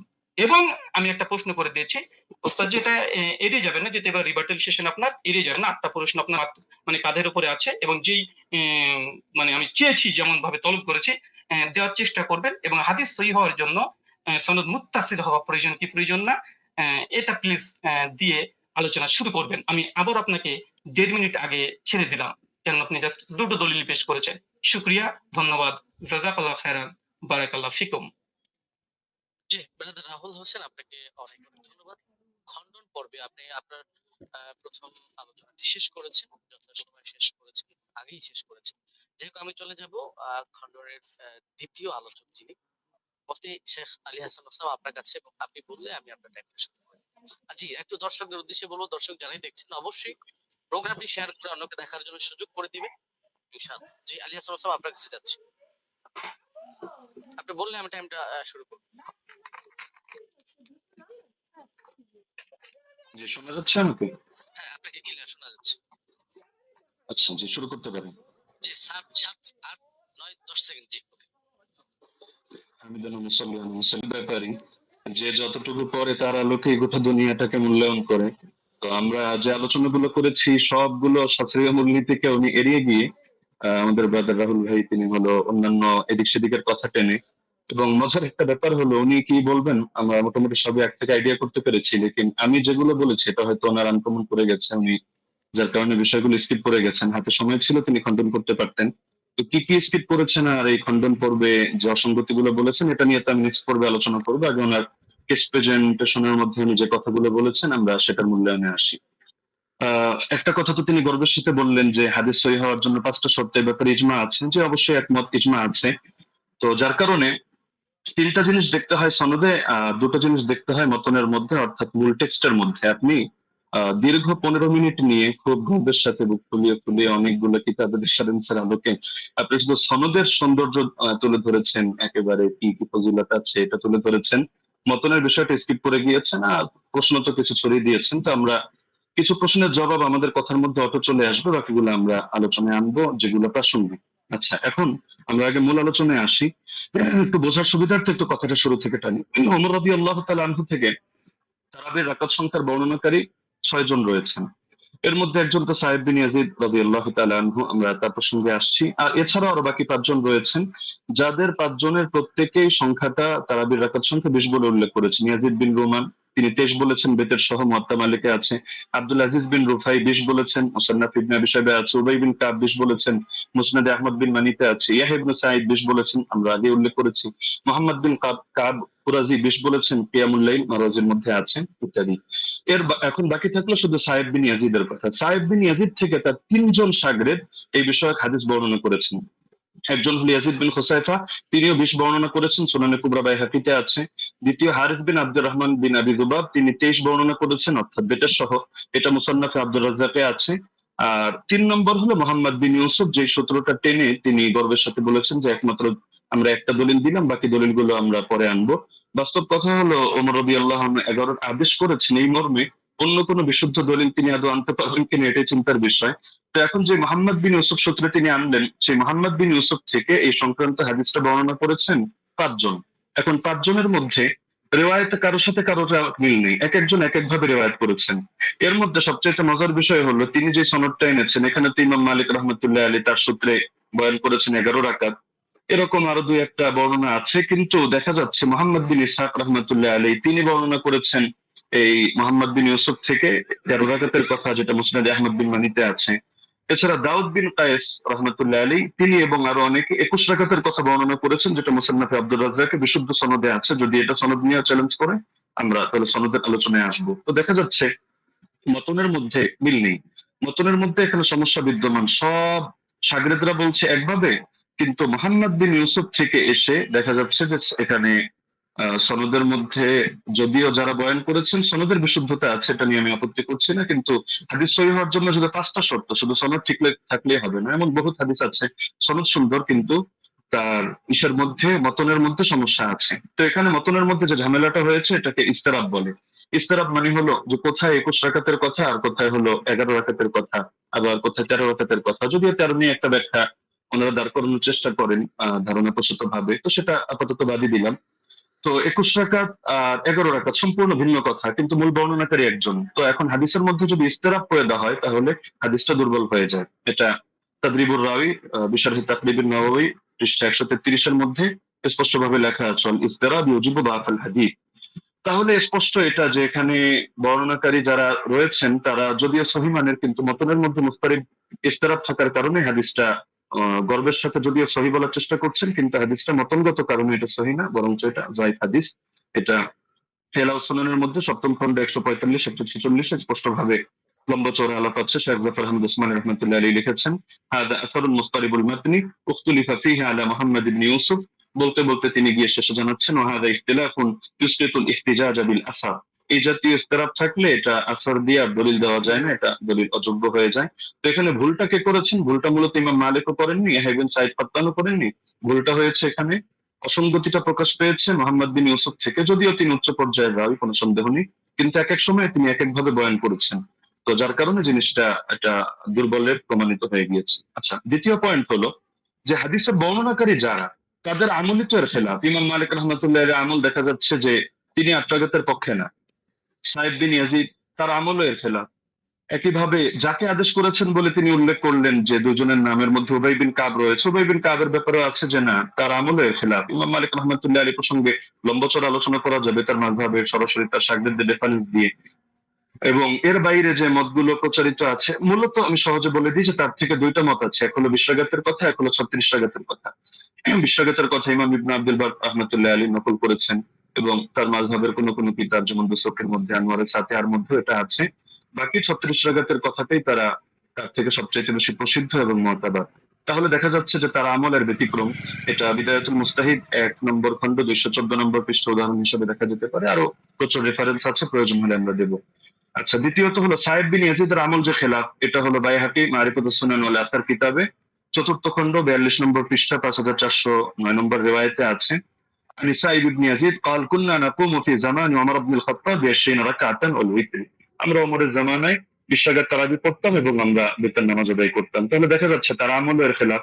একইভাবে যাকে আদেশ করলেন সে উবাই বিন কাবের আমলও ছিল এর খেলাফ। এটা আল হাদিসুল মুখতারা জিয়া মাকদিসের গ্রন্থ 1161 নম্বর রিওয়ায়াত, সেখানে স্পষ্ট আছে আন উবাই ইবনে কাব আন্না উমারা আমারা উবাইয়ান আন ইউসাল্লিয়া বিন নাস ফি রমাদান। এই হাদিসের শেষে গিয়ে স্পষ্ট আছে ফাসাল্লা বিহিম 20 রাকাতান, তিনি মানুষদেরকে নিয়ে 20 রাকাত নামাজ আদায় করলেন। তাহলে এটা তো সম্ভব না, খলিফা তাকে আদেশ দিবে একটা আর তিনি খলিফার আদেশ লঙ্ঘন করে করবেন আরেকটা। তার মানে খলিফার আদেশই ছিল 20 রাকাত। তবে এটা মোহাম্মদ বিন ইউসুফ বলতে গিয়ে একাধিক জায়গায় এক এক রকম বলেছেন, এক জায়গায় তার থেকে কখনো 11 রাকাতের কথা এসেছে। আচ্ছা, মুসান্নাফে আব্দুর রাজ্জাক গ্রন্থের মধ্যে উবাই বিন কাবের এই রিওয়ায়াত আছে 7730 নম্বর হাদিস। সেখানেও দেখা যাচ্ছে যে আন্না উমর জামা আন-নাস ফি রমাদান আলা উবাই ইবনে কাব ওয়া আলা তামিম আদ-দারি আলা 21 রাকাতান। ওমর রাদিয়াল্লাহু আনহু উবাই বিন কাব এবং তামিম দারিকে মানুষকে নামাজ পড়ানোর দায়িত্ব দিয়েছেন 11 রাকাত, 21 রাকাত। তাহলে এখানেও দেখা যাচ্ছে যে দাবিগুলো মিলছে না। তো এই জিনিসটা ব্রাদার রাহুল মানববান আমানত ইমাম ইবনে তাইমিয়া রাহিমাহুল্লাহ মেনে নিয়েছেন। ثبت أن أبي بن كعب كان يقوم بالناس 20 ركعة في قيام رمضان ويوتر بثلاث। এটা প্রমাণিত যে উবাই বিন কাব রাদিয়াল্লাহু আনহু তিনি মানুষদেরকে নিয়ে রমাদানুল মুবারকের তারাবিতে 20 রাকাত নামাজ পড়তেন এবং 3 রাকাত বেতের আদায় করতেন। তাহলে ইমাম ইবনে তাইমিয়া রাহিমাহুল্লাহর বক্তব্য দ্বারা স্পষ্ট হয়ে যাচ্ছে। তো একটা মূলনীতি হলো, যদি বর্ণনাকারীর আমল তার বর্ণনার খেলাফ হয়, তাহলে এর দ্বারা বোঝা যায় যে বর্ণনাটি আসলে এতে দুর্বলতা রয়ে গিয়েছে। আমলুর রাওয়ি আও ফাতওয়াহু বিখিলাফিল হাদিস আল্লাযী রাওয়াহু ইসকিতুল ইহতিজাজ বিল হাদিস। এটা আমরা যেহেতু সময় কম, আমরা শুধু রেফারেন্স গুলো দিয়ে দিচ্ছি, আপনারা ক্রস চেক দিয়ে নিতে পারেন। কাশফুল আসরার 3 নম্বর খণ্ড 63 পৃষ্ঠা, উসুলুস সারাফসি 2 নম্বর খণ্ড 5 নম্বর পৃষ্ঠা, আল কাফি 3 নম্বর খণ্ড 1354 পৃষ্ঠা, আল ফুসুল ফিল উসুল 3 নম্বর খণ্ড 203 নম্বর পৃষ্ঠা, আত তাকরীর ওয়া তাহদীব 2 নম্বর খণ্ড 266 পৃষ্ঠা, আত তাওবীহ 2 নম্বর খণ্ড 25 নম্বর পৃষ্ঠা, ফাওয়াতিহুর রাহমত 2 163, কাওয়ায়েদ ফি উলুমিল হাদিস 202 নম্বর পৃষ্ঠা, শারহুল মানাব 661, আল বাহরুল মুহিত 3 নম্বর খণ্ড 246 পৃষ্ঠা, আল ইহকাম বিল আমিদি 2 নম্বর খণ্ড 165 নম্বর পৃষ্ঠা। এমনকি গায়রে মুকাল্লিদ আলেম শেখ ইব্রাহিম শিয়ালকোটি রাহিমাহুল্লাহ তিনিও এটা স্পষ্ট স্বীকার করেছেন ইনারাতুল মাসাবি গ্রন্থে, যেটা তারাবি শীর্ষক 29 নম্বর পৃষ্ঠায়। अगर रावी का अमल उसकी रिवायत के खिलाफ हो तो उसकी रिवायत काबिल अमल ना होगी। স্পষ্ট কথা। 3 নম্বর পয়েন্ট হলো বিশ্বাঘাত তারাবির বিষয়টা তো উম্মতের তাআমুল, উম্মতের ঐকমত্যের দ্বারা প্রমাণিত। সুতরাং যদি আমরা তর্কের খাতিরে, এটা তো আমরা দেখালাম যে আসলে ওনার মতনের সমস্যার কারণে ওনার হাদিসটা যতই মুয়াত্তা মালিক বলুক আর যে কিতাবের নামই বলুক, কিন্তু মুয়াত্তা মালিক হওয়ার মানে তো এটা না যে প্রতিটা হাদিসের কোনো জায়গায় কোনো ধরনের কোনো অসঙ্গতি নেই, কোথাও কোনো মতনের মধ্যে ইস্তেরাব নেই, এমন কথা কেউ দাবি করার সুযোগও নেই। তো যদি কেউ দাবি করেও থাকে যে তিনি একসময় 11 রাকাত আদেশ করেছিলেন তর্কের খাতিরে মানলেও, তাহলে ইমামরা ব্যাখ্যা দিয়ে গিয়েছেন। যেমন ইমাম ইবনে আব্দুল বার মালিক রাহমাতুল্লাহ আলাইহি ব্যাখ্যা দিয়েছেন যে এটা মানসুখ। শুরুতে হয়তো তিনি 11 রাকাতে দিয়েছিলেন, এরপর তিনি 21 রাকাতের কথা বলেছেন। এটা আল ইস্তিযকার 2 নম্বর খণ্ড 68 নম্বর পৃষ্ঠায় আছে। একইভাবে ইমাম বাজি রাহিমাহুল্লাহ তার মন্তব্য একই, আল মুনতাকা 2 নম্বর খণ্ড 208 নম্বর পৃষ্ঠা। ইমাম আদাউই, ইমাম ইবনে হাবিব তারাও বলে গিয়েছেন, যেটা হাশিয়াতুল আদাউই আলা কিফায়াতুত তালিব 1 নম্বর খণ্ড 353 নম্বর পৃষ্ঠার মধ্যে বিদ্যমান আছে। মজার বিষয় হলো এই কারণেই ব্রাদার রাহুল যে মত পোষণ করুক না কেন, 4 মাযহাবের কেউই 8 রাকাত সুন্নাত হওয়ার ফতোয়া প্রদান করেননি। তো যার কারণে চার মাযহাবের চারো ইমাম যখন আপনারা বিশ্বাঘাতের মতামত দিচ্ছেন, বিশেষ করে ইমাম মালিক থেকে দুইটা মত আছে, 20 আছে, 36 আছে, লেকিন এটা তো স্পষ্ট 8 এর কথা কেউ বলছেন না। এবং 8 এর নামে যেটা চালানো হয় সালাফি ভাইরা কেউ কেউ চালায়, তো সেটা প্রমাণিত না। কেন প্রমাণিত না এটা যদি চ্যালেঞ্জ করে আমরা উনি সে রেফারেন্স টানলে জবাবে আসবো, না হলে শুধু শুধু জবাব দিয়ে সময় বাড়িয়ে লাভ নেই। তো মূলনীতি হলো ইমাম ইবনে রাজব হাম্বলি রাহমাতুল্লাহ আলাইহি লিখেছেন ফাদলুল ইলমি সালাফ আলা ইলমিল খালাফ পৃষ্ঠা 83 এর মধ্যে فأما ما اتفق على تركه فلا يجوز العمل به لأنهم ما تركوه إلا على علم أنه لا يعمل به। ইমামরা যদি একমত হয়ে যায় যে হাদিসটা এটা তরক করা হচ্ছে, অর্থাৎ তারা কেউ এর আগে ফতোয়া দিচ্ছেন না, আমল করছেন না, তাহলে সেটা আসলে মজবুত থাকে না এবং তার মধ্যে বিভিন্ন দুর্বলতা তৈরি হয়ে যায়, সেটা দলিলযোগ্য হয় না। কারণ এটাকেও এর স্বাদ বলে। স্বাদ কখনো সনদের দ্বারাও হয়, কখনো মতনের দ্বারাও হয়। তিনি তার কিতাব শারহুল আলী তিরমিজির মধ্যে 2 নম্বর খণ্ড 624 নম্বর পৃষ্ঠা, এই কিতাবগুলোর নাম তো অবশ্যই ব্রাদার রাহুল শোনার কথা, এই পৃষ্ঠাগুলো পড়েছেন কিনা আমি জানি না, না হলে আপনি প্রয়োজনে এগুলো চেক দিয়ে আপনি মন্তব্য করতে পারেন। যে তিনি লিখেছেন ওমা হুয়া শাদুল মাতনি কাল আহাদিস আল্লাতী সাহহাতিল আহাদিস বিখিলাফিহা ওয়া আজমাআত আইম্মাতুল উলামা আলাল কওলি বিগাইরিহা। যে হাদিসের ক্ষেত্রে দেখা যাচ্ছে যে উম্মতের আলেমদের মধ্যে যারা ইমাম তারা এর বিপরীত ফতোয়া দিচ্ছেন, সেই ক্ষেত্রে সেই হাদিসের মতনকে শায হিসাবে বিবেচনা করা হয়। অর্থাৎ শায যদি কোনো হাদিসের মতনকে বলা হয় তাহলে সেটা সহিহ থাকে না। তাহলে দেখা যাচ্ছে যে যদি উনি পয়েন্ট বলেছেন অনেকগুলো এবং গর্বের সাথে বলেছেন, কিন্তু সবগুলো মিলে উনি সনদের আলোচনায় সীমাবদ্ধ থেকেছেন, মতনের আলোচনায় আসেননি। আমরা মতন থেকে কয়েকটা পয়েন্ট দেখালাম, আরো অনেক পয়েন্ট দেখানো সম্ভব, যে উনি যে হাদিসটা দেখিয়েছেন এটা মুস্তারিদ একটা হাদিস। আচ্ছা, এখন প্রাসঙ্গিক ভাবে কয়েকটা আলোচনা করে ফেলি যেহেতু হালকা সময় বাকি আছে। তিনি মুরসাল না মুনকাতি এটা নিয়ে একটু জ্ঞান দেওয়ার চেষ্টা করেছেন, যে এটাকে আমি কেন মুরসাল বললাম, মুনকাতি বলা উচিত ছিল। আসলে কোন জায়গায় কোন শব্দ ব্যবহার হবে এটা পরিভাষাগুলো একটু বিস্তরভাবে করা লাগে। শুধু একটা তাইসির মুস্তালাহুল হাদিস পড়েই ইমাম আর ফকি হয়ে গেল তো মুশকিল ব্যাপার। যেমন আমি আপনাকে প্রসিদ্ধ কিতাব যেটা আপনারা পড়েন নুকাত আলা মুকাদ্দিমাত ইবনে সালাহ 1 নম্বর খণ্ড 447 পৃষ্ঠা দেখবেন। একইভাবে আল ইবহাজ 2 নম্বর খণ্ড 339 পৃষ্ঠা দেখবেন। এবং শারহে মুসলিমের মধ্যে নববীও বলেছেন যে আম্মাল মুরসাল فهو عند الفقهاء والأصوليين والخطيب البغدادي وجماعة من المحدثين من قطع إسناده على أي وجه كان انقطاعه فهو عندهم بمعنى المنقطع। ফকিহদের দৃষ্টিতে, উসুলিয়িনদের দৃষ্টিতে, খতিবে বাগদাদের দৃষ্টিতে এবং একদল মুহাদ্দিসদের দৃষ্টিতে মুরসালের সংজ্ঞা হলো যে সনদের মধ্যে যেভাবে বিচ্ছিন্নতা হোক, মুরসাল বলা উচিত ছিল না, মুনকাতি বলা দরকার ছিল, বিষয়টা এমন না। আচ্ছা, উনি যে নিমাউই রাহিমাহুল্লাহর হাওয়ালা দিলেন আসার সুনান থেকে, উনি আরবি যেহেতু পড়তে পারেন টুকটাক, উনি তো এটা দেখার কথা যে ইমাম নিমাউই রাহিমাহুল্লাহ তিনি শুধু এতটুকুই বলেন নাই যে হাযা মুরসালুন কাওয়ী, যে হাদিসটা মুরসাল, হাদিস শক্তিশালী, বরং যে মূলনীতিটা আমরা এনেছি ইমাম ইরাকের হাওয়ালায়, যে তাবেঈ যদি সাহাবীর থেকে কোনো ঘটনা বয়ান করে যেটা তার জামানায় জারি ছিল, তাহলে সেটাকে বাহ্যিকভাবে মুরসাল ধরা হলেও কিন্তু হুকুমের বিবেচনায় মুত্তাসিল ধরা হয়। আমরা তো আলোচনা করছি শাস্ত্রীয় মূলনীতির আলোকে হুকুম প্রসঙ্গে, তো এই মূলনীতিটা আপনি এটাই যদি ভালো করে দেখেন এটার মধ্যে খুঁজে পাবেন। তো দেখা যাচ্ছে আপনি একাংশ পরে তাড়াহুড়ো করে রেফারেন্স দিয়ে দিলেন, কিন্তু এটা আপনার নজরের বাইরে চলে গেল, যার কারণে নিয়মিত আমার বিরুদ্ধে দাঁড় করিয়ে দিলেন। দ্বিতীয়ত দলিল আমাদের মাসাইল কিতাবটাকে আমার বিরুদ্ধে দাঁড় করালেন।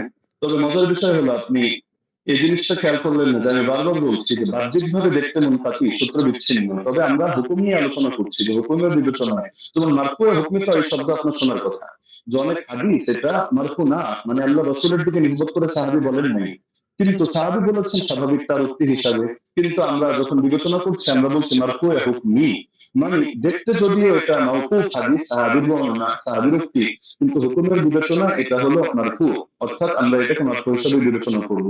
এখন যদি আপনি এক কিতাব খুলে দেখেন, দেখো সে তো মারফু বলেছে, অথবা আপনি এখন তাহলে মারফু বলছেন কিভাবে, তাহলে বলতে হবে ভাই বিবেচনা বোধের পার্থক্য তো আপনাকে বুঝতে হবে, একটা জাহিরি এতেবার, একটা হাকিকি এতেবার। জাহিরি বিবেচনায় হাদিসটাকে আপনার মুনকাতি মনে হতে পারে, কিন্তু আপনি শাস্ত্রের কথায় যখন আসবেন, শিরোনামে যেহেতু শাস্ত্রীয় আলোচনা, তো আপনি শাস্ত্র দিয়ে দেখতে হলে আপনি শাস্ত্রের মূলনীতির আলোকিত বিবেচনা করতে হবে, না হলে মূলনীতিকে চ্যালেঞ্জ করেন। আপনি অমুক কিতাবে এটা আছে, তমুক কিতাবে এটা আছে, শুধু এতটুকু বললে যথেষ্ট না, আপনাকে মাথায় রাখতে হবে একটা শাস্ত্র পরিগণিত হয় টোটাল পুরো বিষয়টাকে সামনে রেখে। কোরআনের এক আয়াত আরেক আয়াতে তাফসীর হয়, না হলে আপনি এক আয়াত দিয়ে মত বৈধ করে দিতে পারবেন, আরেক আয়াত দিয়ে জিহাদকে নিষিদ্ধ করে সব জায়গায় সবরের আদেশ দিতে পারবেন, কিন্তু পুরো সামগ্রিক ভান্ডারকে শাস্ত্রকে সামনে রেখে আপনার সিদ্ধান্তে আসতে হবে। এই জিনিসটা যদি না বোঝেন, শুধু আরবি কিছু কথা বলবেন বা একটু ইমোশনাল কিছু লেকচার হবে, লেকিন এর দ্বারা শাস্ত্রীয় কোনো কথা হবে না। তো যেহেতু সারা দেশ এটা দেখছে এবং আলেম ওলামা তালিব ইলম সবাই মূল্যায়ন করছে, সুতরাং আমার অনুরোধ থাকবে নেক্সট পর্বে আপনি শাস্ত্রীয় আলোকে এই মূলনীতিগুলো চ্যালেঞ্জ করেন। ধন্যবাদ, জাযাকাল্লাহ। আমি কারেক্ট টাইম শেষ করলাম। জি, মোহতরম আলী হাসান ওসামা, আপনাকে অনেক অনেক ধন্যবাদ। আমি আরেকটি জিনিস আপনাদেরকে মনে করিয়ে দিতে চাই যে আপনাদের জন্য আমাদের পক্ষ থেকে 2 মিনিট সময় ছিল বা আছে। আরেকটি খণ্ডন পর্ব আছে, আপনারা চাইলে 2 মিনিট আপনারা ব্যবহার করতে পারেন। আমি দ্বিতীয় খণ্ডন পর্বটি যাচ্ছি এবং এই খণ্ডন পর্বর পরে আমাদের কোনো খণ্ডন পর্ব থাকছে না, এটাই লাস্ট। আমি প্রথমে চলে যাবো ব্রাদার রাহুল হোসেন আপনার কাছে, এবং আপনি বললে আমি লাইভ শুরু করব। একটা স্লাইড পাঠিয়েছি, স্লাইড 8 লেখা আছে, 8 লেখা আছে দেখেন। জি, পেয়েছি। জি, স্ক্রিনে নিয়ে আসতে হবে। আচ্ছা, সময় স্টার্ট নাও। সো বিসমিল্লাহ। সম্মানিত দর্শক মণ্ডলী, ওস্তাদজি যেটা শেষ করেছেন সেটা দিয়ে শুরু করব। উনি বললেন যে পারলে উসুলকে চ্যালেঞ্জ করতে। আমি চ্যালেঞ্জ করে দিয়েছি। ওস্তাদজি আমার একটা অভিযোগের 2টা পয়েন্টের জবাব দেয়নি এবং বলেছিল জবাব দেবে, এবং আমি নাকি স্বাস্থ্য সম্পর্কে তেমন না জানি, এটা সমস্যা। কিন্তু কোথায় যে সমস্যা তিনি এখন পর্যন্ত বলেননি। এটা একটা কেমন হয়ে গেল? ওস্তাদজি আবার বলে যে উসুলকে চ্যালেঞ্জ করেছি। একটু শুনবেন। আমি আপনাকে বলেছিলাম যে হাদিস সহিহ হওয়ার জন্য ইজমাই উসুল হচ্ছে 5 খানা শর্ত লাগবে। প্রথম হচ্ছে মুত্তাসিল হওয়া, সনদের মধ্যে শক্তিশালী হওয়া, সনদের মধ্যে বিচ্ছিন্নতা না হয়, এবং দেখানো হয়েছে যে সনদের মধ্যে বিচ্ছিন্নতা আছে, ইয়া সাইদ আল কাত্তান ওমর বিন খাত্তাবের যুগ পান নাই। এটা হুকমান মারফু বা আপনি যতই প্রমাণ করার চেষ্টা করেন না কেন, কোনোভাবেই এটা প্রমাণ করা সম্ভব নয় যে সনদের মধ্যে ইনকিতা ঘটেনি, যেটা আমি দেবনী হানাফিদের কিতাব থেকে দেখিয়েছি। 2 নম্বর বিষয়, এখানে তিনি আমাকে যে কথাটা আবার বলতে চাইলেন সেটা হাদিস শায হওয়া, এবং এর সঙ্গে সঙ্গে বললেন দেখেন 8 টাকার তারাবির যেটা দাদা রাহুল পেশ করেছেন সেটা মুয়াত্তা মালিক থেকে, আর মুয়াত্তা মালিকের সনদের দাবিদের মধ্যে কোনো সমস্যা নেই। তবে মতন নিয়ে দাদা রাহুল কোনো কথা বলেনি। অভিযোগ করলে তো দেখেন, অভিযোগ করলে তো জবাব দাও, আপনি তো অভিযোগটা করেননি, বরং দ্বিতীয় পর্বে এসে অনেকগুলো একটা দলিল আপনি এখানে পেশ করেছেন। এটা একটা মানে কোয়ালিটি আছে, যে কোয়ালিটি আছে, যে শেষ পর্বে একসঙ্গে অনেকগুলো দিয়ে দেবো যেন আর সময় না পাওয়া যায়, এটা আমরাও বুঝি। চলেন আপনাদের সেটা জবাব দিয়ে দিই। উনি বললেন যে মুহাম্মদ বিন ইউসুফ থেকে 3 জন, সাইদ বিন ইয়াজিদ থেকে টোটাল 6 জন হাদিস বর্ণনা করেছে তারাবি কুল রাকাতে, টোটাল তারাবি রাকাত সংখ্যা করে। তাহলে মুহাম্মদ বিন ইউসুফ একজন, যিনি 3 জন হাদিস বর্ণনা করেছে মুহাম্মদ বিন ইউসুফ থেকে। এক ইমাম মালিক, যিনি 11 রাকাতের কথা বলেছেন, এটা আমরা দলিল দেখিয়েছি। উনি বলেন মুহাম্মদ বিন ইবনে ইসহাক, উনি 13 রাকাত, আর দাউদ বিন কায়েস তিনি 21 রাকাত। অতএব এখানে ইসতিরাব ঘটেছে। বাহ, চমৎকার। উস্তাদজিকে বলবো আরেকটু পড়াশোনা করতে হবে। শুধু মুহাম্মদ বিন ইউসুফ থেকে মাত্র 3 জন নয়, টোটাল ব্যবহার করেছে 8 জন হাদিস। আপনার সামনে স্ক্রিন দেখতে পাচ্ছেন। ইয়াহিয়া সাইদ আল কাত্তানের মতো মুহাদ্দিস, আপনি যার কথা বলেন, উনিও ব্যবহার করেছেন। উনি মুহাম্মদ বিন ইউসুফ থেকে 11 রাকাতের কথা বেশ করেছেন, যেটা মুসনাদ ইবনে আবি শাইবাতে রিওয়ায়াত স্পষ্ট সেই সাথে প্রমাণ আছে। যদি সম্ভব হয় একটা কিলো কাল করে দেখাবেন, আমি স্ক্রিনে নিয়ে আসছি। 2 ইমাম মালিক তো দেখলেন একটু আগে, ইসনাদুল জাফর তিনিও বর্ণনা করেছেন 4, ওসমান ইবনে যায়েদ আল লাইসি তিনি বর্ণনা করেছেন 11 রাকাত, ইসনাদুল উমাইয়া তিনি 11 রাকাত, আব্দুল আজিজ বিন মুহাম্মদ তিনি 11 রাকাত। টোটাল মুহাম্মদ বিন ইউসুফের 8 জন শাগির্দ। কন্টিনিউটেড ভালোভাবে দেখেন, কেউ ভুলে যাবে এখান থেকে। মুহাম্মদ বিন ইউসুফের টোটাল 8 জন শাগির্দ তারাবির রাকাত বর্ণনা করেছে, তার মধ্যে 5 জন বর্ণনা করেছে 11 রাকাত। শুধুমাত্র মুহাম্মদ বিন ইউসুফ আর দাউদ বিন কায়েস তারা বলছে কেউ 13 রাকাত, কেউ হচ্ছে 21 রাকাত। চলেন জবাব দেখেন। মুহাম্মদ বিন ইসহাক তিনি কি বলছেন? 21 রাকাত নাকি বর্ণনা করেছে। মুহাম্মদ বিন ইসহাক কে? হানাফিদের ওই তাজালিয়াতে শাব্দা দেওবন্দি মুনাজিরের নাকি ইসলাম, তাজালিয়াত শাব্দের পঞ্চম খণ্ডে 311 পৃষ্ঠায় পরিষ্কার বলছে মুহাম্মদ বিন ইসহাক ইমাম মালিক থেকে দাজ্জাল বলেছে, কাযযাব বলেছে, মিথ্যুক বলেছে। হানাফিদের নিকটে মুহাম্মদ বিন ইসহাক তিনি কাযযাব, মিথ্যুক, মানে তাদের উসুল দিয়ে হাদিস জাল পর্যন্ত বলা যায়। কেন সনদের মধ্যে এই মুহাম্মদ বিন ইসহাক যিনি আছেন তিনি কাযযাব, তিনি 21 টাকা বর্ণনা করেছে মুহাম্মদ বিন ইউসুফ থেকে।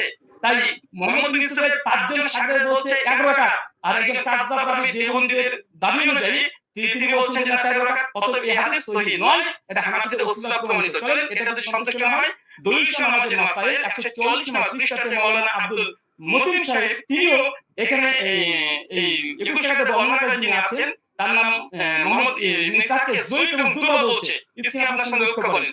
3 নাম্বার, যাকে তাকে সামনে উসুল দিয়েছে, আলহামদুলিল্লাহ উসুল দিয়েছে, উসুলকে চ্যালেঞ্জ করেন, তাকে ওসমানী উসুলকে চ্যালেঞ্জ করেন। কি বলছে দেখেন, দারসে টিভি দ্বিতীয় খণ্ড 93 পৃষ্ঠা কি বলছেন? মুহাম্মদ ইবনে ইসহাক রাহিমাহুল্লাহ মাকবুলের ছাত্র, তার সম্পর্কে পেছনে বলা হয়েছে যে তার একক বর্ণনা সন্দেহযুক্ত, তাহলে মোহাম্মদ বিন ইউসুফ যদি একা কি কোনো রিওয়ায়াত বর্ণনা করে সেটা সন্দেহযুক্ত। আর তাদের শব্দে বলছে মোহাম্মদ বিন ইসহাক হচ্ছে কাযযাব, যিনি 21 টাকাতে বর্ণনা করেছে। তাই ইমাম মালিক যে 11 টাকাতে বর্ণনা করেছে এটাই সহিহ, বরং মোহাম্মদ বিন ইসহাকের 13 টাকাতে বর্ণনা এটাই সহিহ। কোথা থেকে কি দিয়ে দিয়েছে চলেন এরপর কি বলছেন। দাউদ বিন কায়েসের হাদিস দিয়ে তিনি ইসতিরাবের দাবি করেছে। ওই উস্তাদজিকে আমি প্রথম পর্বে চ্যালেঞ্জ করেছিলাম যে ইসতিরাবের সংজ্ঞা কি পেশ করবেন, আর সেই সংজ্ঞাকে সামনে রেখে এই হাদিসকে আপনাকে ইসতিরাব দাবি করতে হবে। কারণ ইসতিরাবের একটা সংজ্ঞার মধ্যে এটাও পড়ে যে দুটো হাদিস সেম সমপরিমাণের সহিহ হলে চেন অফ নারেশন। মুওয়াত্তা মালিকের যে গোল্ডেন চেন সিলসিলাতুল জাহাব একটা দলিল পেশ করেন, আলহামদুলিল্লাহ এখন মতো আসবে না। আমার তো উস্তাদজি প্রথম থেকে তিনি মুনকার হাদিস জয়ীফ মুনকার দলিল পেশ করছে, একটা মুত্তাসিল পাচ্ছেন না। মুওয়াত্তা মালিকের মতো একটা দলিল দিতে পারছেন না। উস্তাদজি 15-30 মিনিট শেষ হয়ে গেল, মাত্র 15 মিনিট আছে। একটা মুওয়াত্তা মালিকের মতো গোল্ডেন চেন বারবার এই মুনকার সান দিয়ে দিচ্ছেন। চলেন তারপর দেখেন দাউদ বিন কায়েসের এখানে বলছে কি যে দাউদ বিন কায়েসের ইহরা শিরিন যে এখানে 21 টাকাতে বর্ণনা আছে। হ্যাঁ আছে, দাউদ বিন কায়েসের এই হাদিস শুধু দাউদ বিন কায়েস একা এক জায়গায় বর্ণনা করেনি, বরং দাউদ বিন কায়েস এই হাদিস আরেকজন শাগির্দ দেখেন একই সনদ। এই যে ইমাম খালিদের কিতাব সিয়াম 175 নম্বর হাদিস, এই 175 নম্বর হাদিসে ওমর বিন খাত্তাব তারাবি জামাত করেছে, এখানে রাকাতের সংখ্যা উল্লেখ নেই। আর এইখানে দেখেন মুসান্নাফ আব্দুর রাজ্জাক উসমান সাহেব যে দলিল পেশ করেছে 21 টাকাতে, এই 21 টাকা যদি হয়ে যায় এখানে ওমর যে আদেশ করেছে দাউদ বিন কায়েসের বর্ণনাতে নেই। কিসের ইসতিরাব? দাউদ বিন কায়েসের রিওয়ায়াতে এখানে যে আদেশ করেছে নির্দেশ দিয়েছে ওমর নাই, ওমরের জামানায় পড়তো, কে পড়তো, কারা পড়তো, কে আদেশ করেছে, ওমর কি এটা নির্দেশ করতে কিছু নাই। তাই ইসতিরাব হওয়ার জন্য মতনে মোটামুটি সরাসরি কন্ট্রাডিকশন থাকতে হয়, সরাসরি কন্ট্রাডিকশন থাকতে হয়, অথবা দুটো মতন এমন শক্তিশালী পর্যায়ে যেগুলো তাকবীর দেওয়া সম্ভব নয়। এখানে 21 টাকাতে যে দাউদ বিন কায়েসের দুইজন এক জায়গাতে তিনি বর্ণনা করছেন, কোন রাকাত সংখ্যা তিনি বর্ণনা করছেন না। তাই এই দাউদ বিন কায়েসের 21 টাকাতে হাদিস দিয়ে তারপরে ধরেনি ফর সেক অফ আর্গুমেন্ট দাউদ বিন কায়েসের হাদিসে ওমর আদেশ দিয়েছেন নাই। তাই এই হাদিসকে সামনে রেখে মুওয়াত্তা মালিকের হাদিসকে ইসতিরাব দাবি করা এটা বেকার কি। আর দুই নাম্বার ইবনে ইসহাকের যে 21 টাকাতে বর্ণনা, ইবনে ইসহাকের ওই রিওয়ায়াতে ইবনে ইসহাককে সরাসরি দেলবন্দা কাযযাব বলছে, দাজ্জাল বলছে, মালিকের কল নকল করে আর দলিল দেওয়া মানে কাছে কাটা লোকে দেন। তাই দুটো জয়ীফ দলিল দিয়ে মুওয়াত্তা মালিকের মতো গোল্ডেন চেন সিলসিলা জাহাবের করে অভিযোগ আপত্তি করা সনদ মতনের পরে এটা খুব হাস্যকর উস্তাদজি। এটা আপনাকে অন্তত হাদিস শাস্ত্রবিদ আপনি হাদিস কোরআন শুনেছে একটা বক্তৃতাতে, কিন্তু এরকম করবেন আজকে আমি এটা ভাবতে পারিনি। আর তৃতীয়, যদিও সঞ্চালক আজকে দৃষ্টি কেমন দিয়েছে জানি না, আজকে আমাদের আলোচনাতে ছিল যে তিনি কোনো ফাতোয়া ফারাজ দিবেন না, তিনি মুসলিমের ফতোয়া নিয়ে এসেছেন, ইবনে তাইমিয়ার ফতোয়া নিয়ে এসেছেন, ইবনে আব্দুল বারের ফতোয়া নিয়ে এসেছেন, স্যার মাযহাবের ফতোয়া নিয়ে এসেছেন, ফাঁকা মাঠে বল দিতে চেয়েছেন, এখানে থামানো হয়নি। যদি এরকমই হয় আমরা দল দিতে পারি, চলে সামনে আসছে। আচ্ছা, তার মানে বোঝা গেল মুহাম্মদ বিন ইসহাকের ওই রিওয়ায়াত তিনজন নাই, উস্তাদজি 8 জন, 5 জন বলেছে 11 রাকাত আর 2 জন বলেছে 13-21, আর দুটো হাদিসই জয়ীফ হানাফি দেওবন্দিদের উসুল অনুযায়ী। তাই ওটা দিয়ে ইসতিরাব দাবি করা বেল পাকলে কাকে কি এরকম হয়ে যায়। আচ্ছা, ওই উস্তাদজি অভিযোগ ভিত্তিহীন প্রমাণ হয়ে গেছে। প্রথম কথা 8 টাকা দাবি আলহামদুলিল্লাহ, ওটা না মতন জয়ীফ না মতন ইসতিরাব কোনো কিছু নেই। এবং চ্যালেঞ্জ করেছিলাম যে মানে বিগত দিনে 1883 হিজরির পূর্বে দেওবন্দি মাদ্রাসা প্রতিষ্ঠা হওয়ার আগে কোন হাদিসটাকে ইসতিরাব দাবি করে বাতিল করেছে প্রমাণ দিতে পারেনি। 8টা প্রশ্ন ছিল। আচ্ছা, পূর্বেকার ইতিহাস বলতে যেন পূর্বেকার ইতিহাস প্রথম হয়তো 11 রাকাত তারাবির আদেশ করেছিল ওমর বিন খাত্তাব, পরে হয়তো 20 রাকাত করেছে। তার মানে তিনি স্বীকার করে নিয়েছেন অর্ধেক যে ওমর বিন খাত্তাব 11 রাকাতের আদেশ করেছিলেন। আলহামদুলিল্লাহ, অনেকে বলেছে ছিলই না, কোনোদিনই ছিল না, সেটা প্রথম দাবি। দলিল নামাজে মাসালা কি বলছে দেখেন, ওমর বিন খাত্তাব 11 রাকাত তারাবির আদেশ করেছে, পরবর্তী সময় মানুষেরা 20 রাকাত করেছে, ওমরের আদেশে করেছে, দেখাতে পারবেন ইনশাআল্লাহ। দেখা দলিল নামাজে মাসালা আছে, ইমাম বাইহাকি ওই কথা নকল করেছে যে উস্তাদজি ওমর বিন খাত্তাব 11 রাকাতের আদেশ করেছিলেন, কিন্তু পরবর্তী সময়ে কিরাত ভারী হওয়ার কারণে তার রাকাত সংখ্যাকে বাড়িয়ে দিলে কিরাত কমিয়ে দিলেন। তো মানুষজন জনগণ তারা ওমরের আদেশে নাই, ওমরের আদেশে নাই, কে বা তারা 20 রাকাত চালু করেছিল ওমরের জামানায়, কিন্তু ওমরের আদেশে নাই। ওমরের আদেশে কত রাকাত, অথবা 11 রাকাত স্পষ্ট প্রমাণ। এখানে দেখেন মালিকি মাযহাবে ইমাম হাবিব মালিকি দলিল নামাজে মাসালা থেকে দেখাচ্ছে যেন একটু পুষ্টিকর বেশি হয় তথ্যগুলো। কি বলছে দেখেন, যে প্রথমে 11 রাকাত ছিল, অনুমান আছে 11 রাকাত ছিল, কিন্তু তারা কিরাত লম্বা করতেন, ফলে ভারী ঠেকতো, পরে তারা রাকাত সংখ্যা বাড়ালেন। মানে ওমরের আদেশে নয়, জনগণের এমনি বাড়িয়েছে, রাকাত বাড়িয়ে দিয়েছে, কিরাত ছোট করে দিয়েছে। তাই ওটা বাতিল। তিনি বললেন যে ইমাম মালিক ছাড়া নাকি কেউ করেনি। এটা আপনি দেখেন যে ইমাম মালিক ছাড়া কতজন করেছে, ইমাম মালিক ছাড়া টোটাল 7 জন বর্ণনা করেছে। এখানে আমাদের স্ক্রিনে আপনারা দেখতে পাচ্ছেন। তো ওই দাবিটা ওসমান সাহেবের একটু হাদিসের মতন সম্পর্কে অজ্ঞতাই আছে বলবো। যদি মানে মনে করেন যে না আমি একটু বাড়াবাড়ি করলাম তো কিছু করার নেই, একটু বলতে হবে। আচ্ছা এখানে দেখেন আচ্ছা ইমাম মালিক এক রাকাত গ্রহণ করেনি, এটা খুব জোর দিয়েছে, যেটা বিষয়ের সঙ্গে সম্পৃক্ত না। আজকের বিষয় ওমর কত রাকাত তারাবির আদেশ করেছে। উস্তাদজি মুনকাতে দলিল দিয়েছে, মুনতাসিল দিতে পারেন আলহামদুলিল্লাহ। আমরা একদম chain of narration golden chain দিয়েছি। আচ্ছা ইমাম মালিক এক রাকাত আদেশ করেনি, চলে দেখেন ইমাম এটা কিতাব সালাতুত তাহাজ্জুদ, এটা আব্দুল হক আন্দালুসি রাহিমাহুল্লাহ গ্রন্থ। ইমাম মালিকের শাগির্দ ছাত্র তার বলছে কি বলছে দেখেন, এখানে বলছে কোলাশাব বিন আব্দুল আজিজ আব্দুল আজিজ আন মালিক, মানে ইমাম মালিকের ছাত্র তিনি রিওয়ায়াত করছেন। কি বলছেন? আল্লাযী আখতারা বিহা, ইমাম মালিক যেটাকে গ্রহণ করেছে, ইখতিয়ার করেছে, কি করেছে? বিহি নাফসি, ইমাম মালিক নিজের জন্য কত টাকা তিনি করেছেন। তারপর তিনি বলছেন দেখেন ফি কিয়ামে রমাজান হুয়াল লাযী জামা, ইমাম মালিক উমর বিন খাত্তাব যা করে জমা করেছে উমর বিন খাত্তাব, সেটা হচ্ছে ইহদা আশরাতা রাকাতান ওয়া হুয়া সালাতে রাসূলুল্লাহ সাল্লাল্লাহু আলাইহি ওয়াসাল্লাম। এখানে ইমাম মালিকের কথা নকল করছে স্বয়ং ইমাম মালিকের ছাত্র। আমি এখানে ইমাম মালিকের ছাত্র ডাইরেক্ট কল, তিনি বলছেন যে মালিক যেটা গ্রহণ করেছিলেন সেটা হচ্ছে 11 রাকাত, যেটা ছিল রাসূলুল্লাহ সাল্লাল্লাহু আলাইহি ওয়াসাল্লাম এবং ওমর বিন খাত্তাব যার উপর জমা করেছে, প্রথম কল। দ্বিতীয় দেখেন এখানে হচ্ছে ইবনে কাসিমের একটা কল নকল করে রেখেছি। ইবনে কাসিম তিনি মালিক থেকে বর্ণনা করছে যে ওমরের জামানায় 36 রাকাত পড়া হতো, 36 রাকাত পড়া হতো। কিন্তু ইমাম মালিক কত গ্রহণ করেছে দেখেন শেষে লাউদে দাঁড়ানো আছে। তারপরে হচ্ছে আত্তারা ওয়া নাফসি, ইমাম মালিক নিজের জন্য যেটা নির্ধারণ করেছে ইহদা আশরাতা রাকাতান, কিন্তু মালিক নিজের জন্য 1 রাকাত, মানে ইমাম মালিকের সময় মানুষ 36 টাকা পড়ছে। কিন্তু ইমাম মালিককে যখন সরকার যখন চিঠি পাঠায়, এই ঘটনা বর্ণনা আছে অনেক জায়গাতেই, তারপরে তাকে যখন বলল যে নামাজের সঙ্গে কমিয়ে দেব, সেই সময় মালিক তারা পড়তে থাক, কিন্তু আমি নিজের জন্য ফি নাফসি, আমার জন্য ইহদা আশরাতা রাকাতান, আমি 11 রাকাত আমি নিজের জন্য গ্রহণ করলাম। মানুষ কি বলছে দেখার দরকার নেই, ইমাম মালিক এই কথা মেনে নিতে হবে। আচ্ছা এরপরে দেখেন, আচ্ছা বদরুদ্দিন আমিনী হানাফি তিনিও উমদাতুল কারি শরীফ সহিহ বুখারীতে 103 নম্বরে তিনি এই কথা স্বীকার করে নিয়েছেন যে ইমাম মালিক তিনি তার নিজের জন্য 11 রাকাতকে তিনি পছন্দ করেছিলেন। আর জামানায় কে কত পড়েছে দেখার দরকার নেই, কারণ আমাদের আজকের আলোচনা সেটা নয় যে কার জামানায় কত রাকাত পড়েছে। যদি ওখানে ডিবেট করতে হয় আসেন পরে একটা সেশন রাখেন, অন্যদিন একটা সময় দেন, আবার আসবো, এটাও প্রমাণ করব ইনশাআল্লাহ। ওমর বিন খাত্তাব জামানাতে 8 টাকা তারাবি হতো।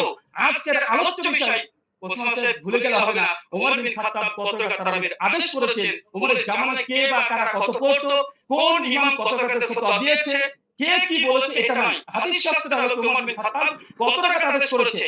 মুওয়াত্তা মালিকের স্পষ্ট হাদিস 11 রাকাত আপনি ইসরাফের দাবি করেছিলেন, দুমড়ে মুছড়ে গেছে আলহামদুলিল্লাহ। বরং আপনি যে দলিল দিয়েছেন সবগুলো মুনকাতে হাদিসে পেশ করেছেন, এবং আপনাকে যে চ্যালেঞ্জগুলো করা হয়েছিল, আপনাকে যে চ্যালেঞ্জগুলো করেছিলাম, সেই চ্যালেঞ্জের জবাব এখন পর্যন্ত আসেনি। যে ইয়াসিল কাত্তানের যে বর্ণনা পেশ করেছেন তাকে আদেশ করতে হাদিস উল্লেখ নাই। মুওয়াত্তা মালিকের হাদিস দেখেন, দুটো হাদিসকে সম্মানিত দর্শক মণ্ডলী মাইন্ডফুল রাখেন, ফ্রেশ রাখেন, একটা স্বামী খান, তারপর আলোচনা শুনেন।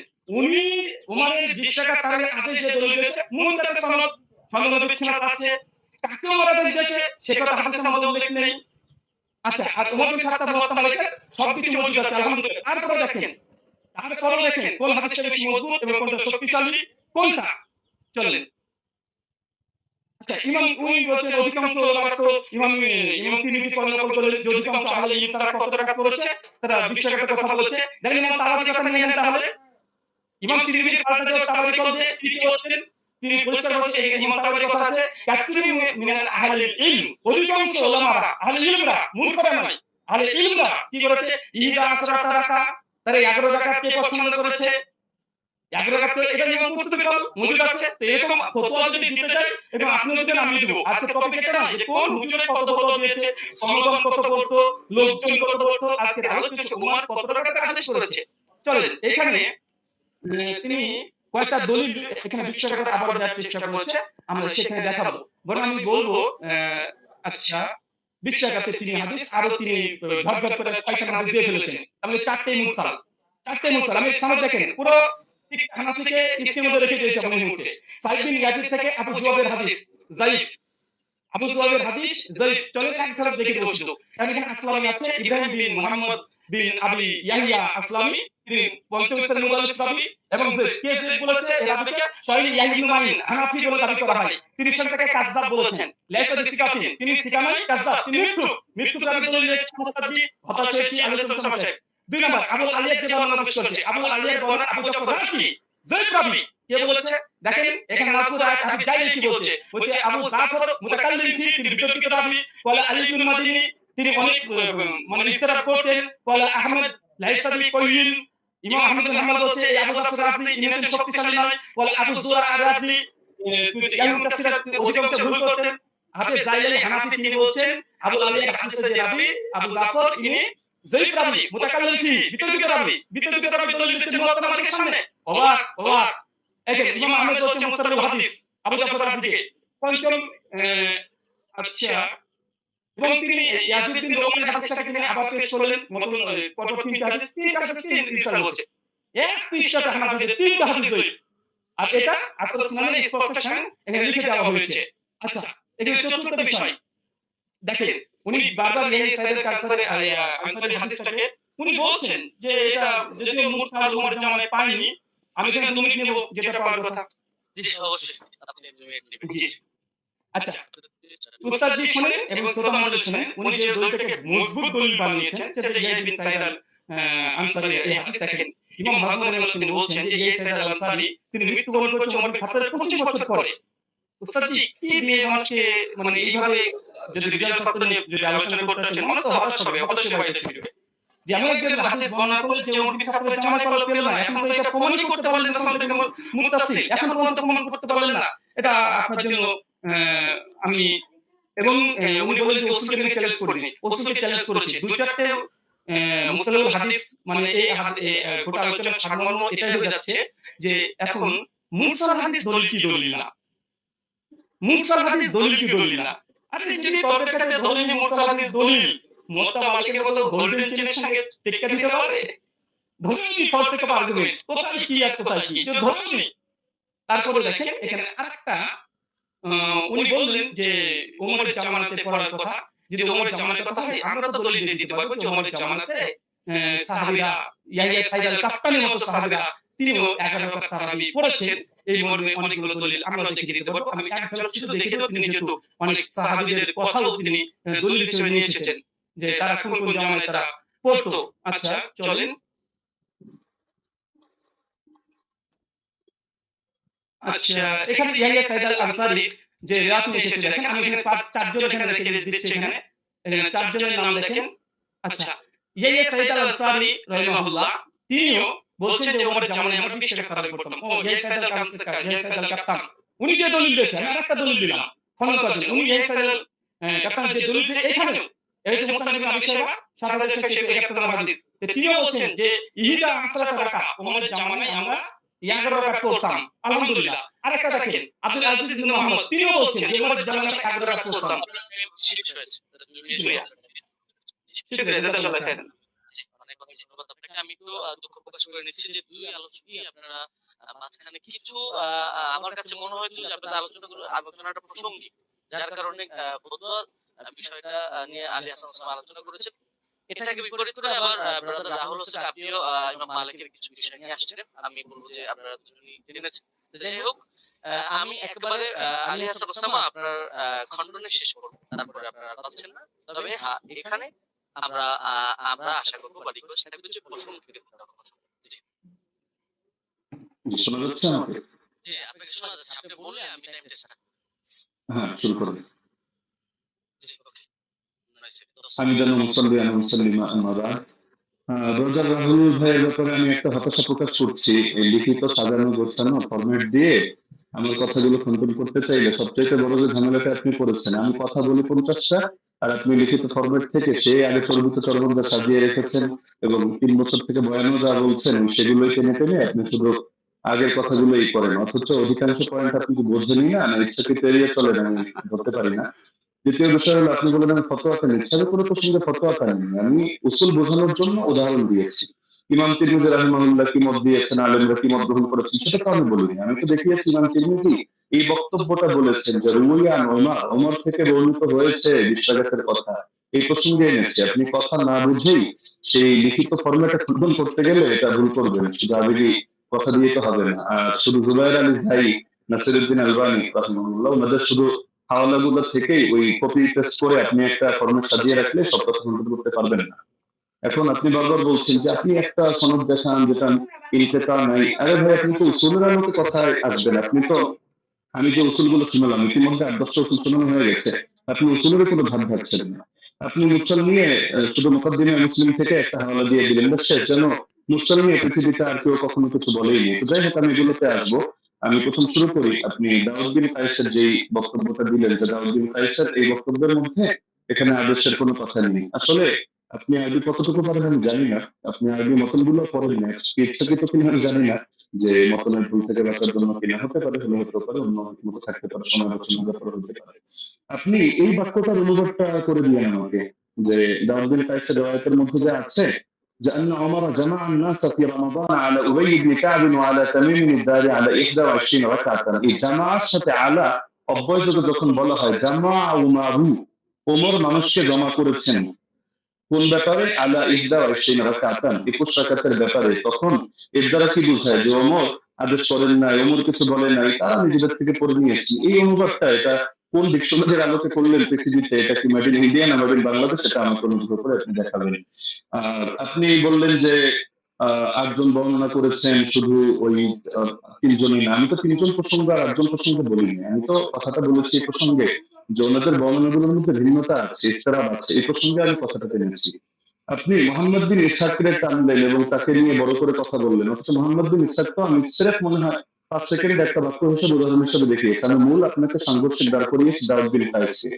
দাউদ বিন কায়েসের এই সনদটাকে আপনার পক্ষে সম্ভব না এটাকে জয়ীফ বলে প্রমাণ করা, এটা সুনিশ্চিত ভাবে। আর আপনি শুধু এটা বারবার বলছিলেন যেখানে আদেশ কথা নাই, আদেশ কথা নাই। আপনি একই রকম কথার মধ্যে দেখেন না যে ইস্তেরাব আছে কিনা। আরে ভাই, এখানে তো আপনার এই জিনিসটা বুঝতে হবে যে ওনার থেকে যারা বর্ণনা করেছে কারো বর্ণনার সাথে কারো বর্ণনা মিল নেই। এক জায়গায় আদেশের কথা আছে, আরেক জায়গায় আদেশের কথা নেই।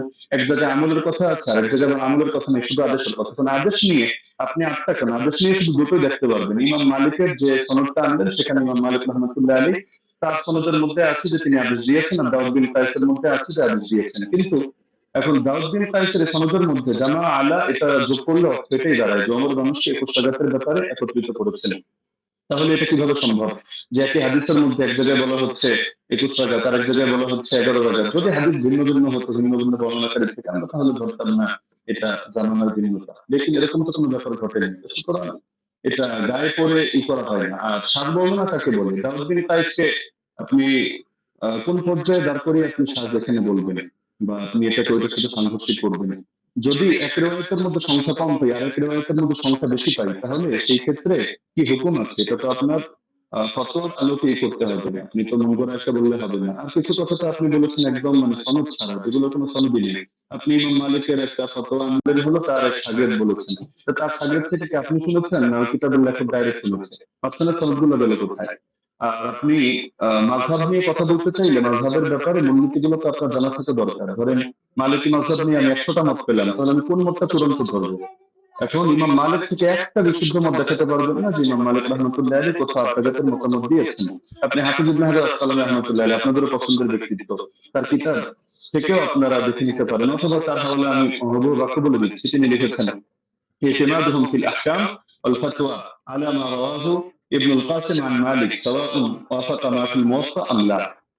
যে ফতোয়া দেওয়ার ক্ষেত্রে, বিধিবিধান বর্ণনা করার ক্ষেত্রে ইবনুল কাসিম যেটা বর্ণনা করবে ইমাম মালিক থেকে সেটাই গ্রহণযোগ্য, এবং সেটা মুওয়াত্তা কিতাবের মধ্যে যা আছে তার সাথে মিলুক বা না মিলুক, এটা হলো মাযহাবের মূল ভিত্তি হিসেবে ধরা হবে। এটা তাজিলুল মানফাত ৪ নম্বর পৃষ্ঠার মধ্যে পেয়ে যাবেন। তো ওনার শাগির্দ ইবনুল কাসিম বলেন, ইবনে আইমান বলেন, তাদের থেকে কোথাও আপনি আত্রাজাতের দূরতম কথা দেখাতে পারবেন না। আত্রাজাতের কথা আল্লামা আইনি যেটা এনেছেন, সুয়ুতি যেটা এনেছেন, আপনি সুয়ুতিটা তো আনেন, এটা আপনার নজরে পড়ে নেই হয়তো, যে জায়গা থেকে কপি পেস্ট করেছেন। না হলে এর বিপরীতে আমি আপনাকে যদি ১০০ চান, ১০০ হাওলা আপনাকে দিয়ে দিতে পারবো। যদি আপনি বলেছেন যে আলাদা বিবেকের আয়োজন করবো, ঠিক আছে, করতে পারেন।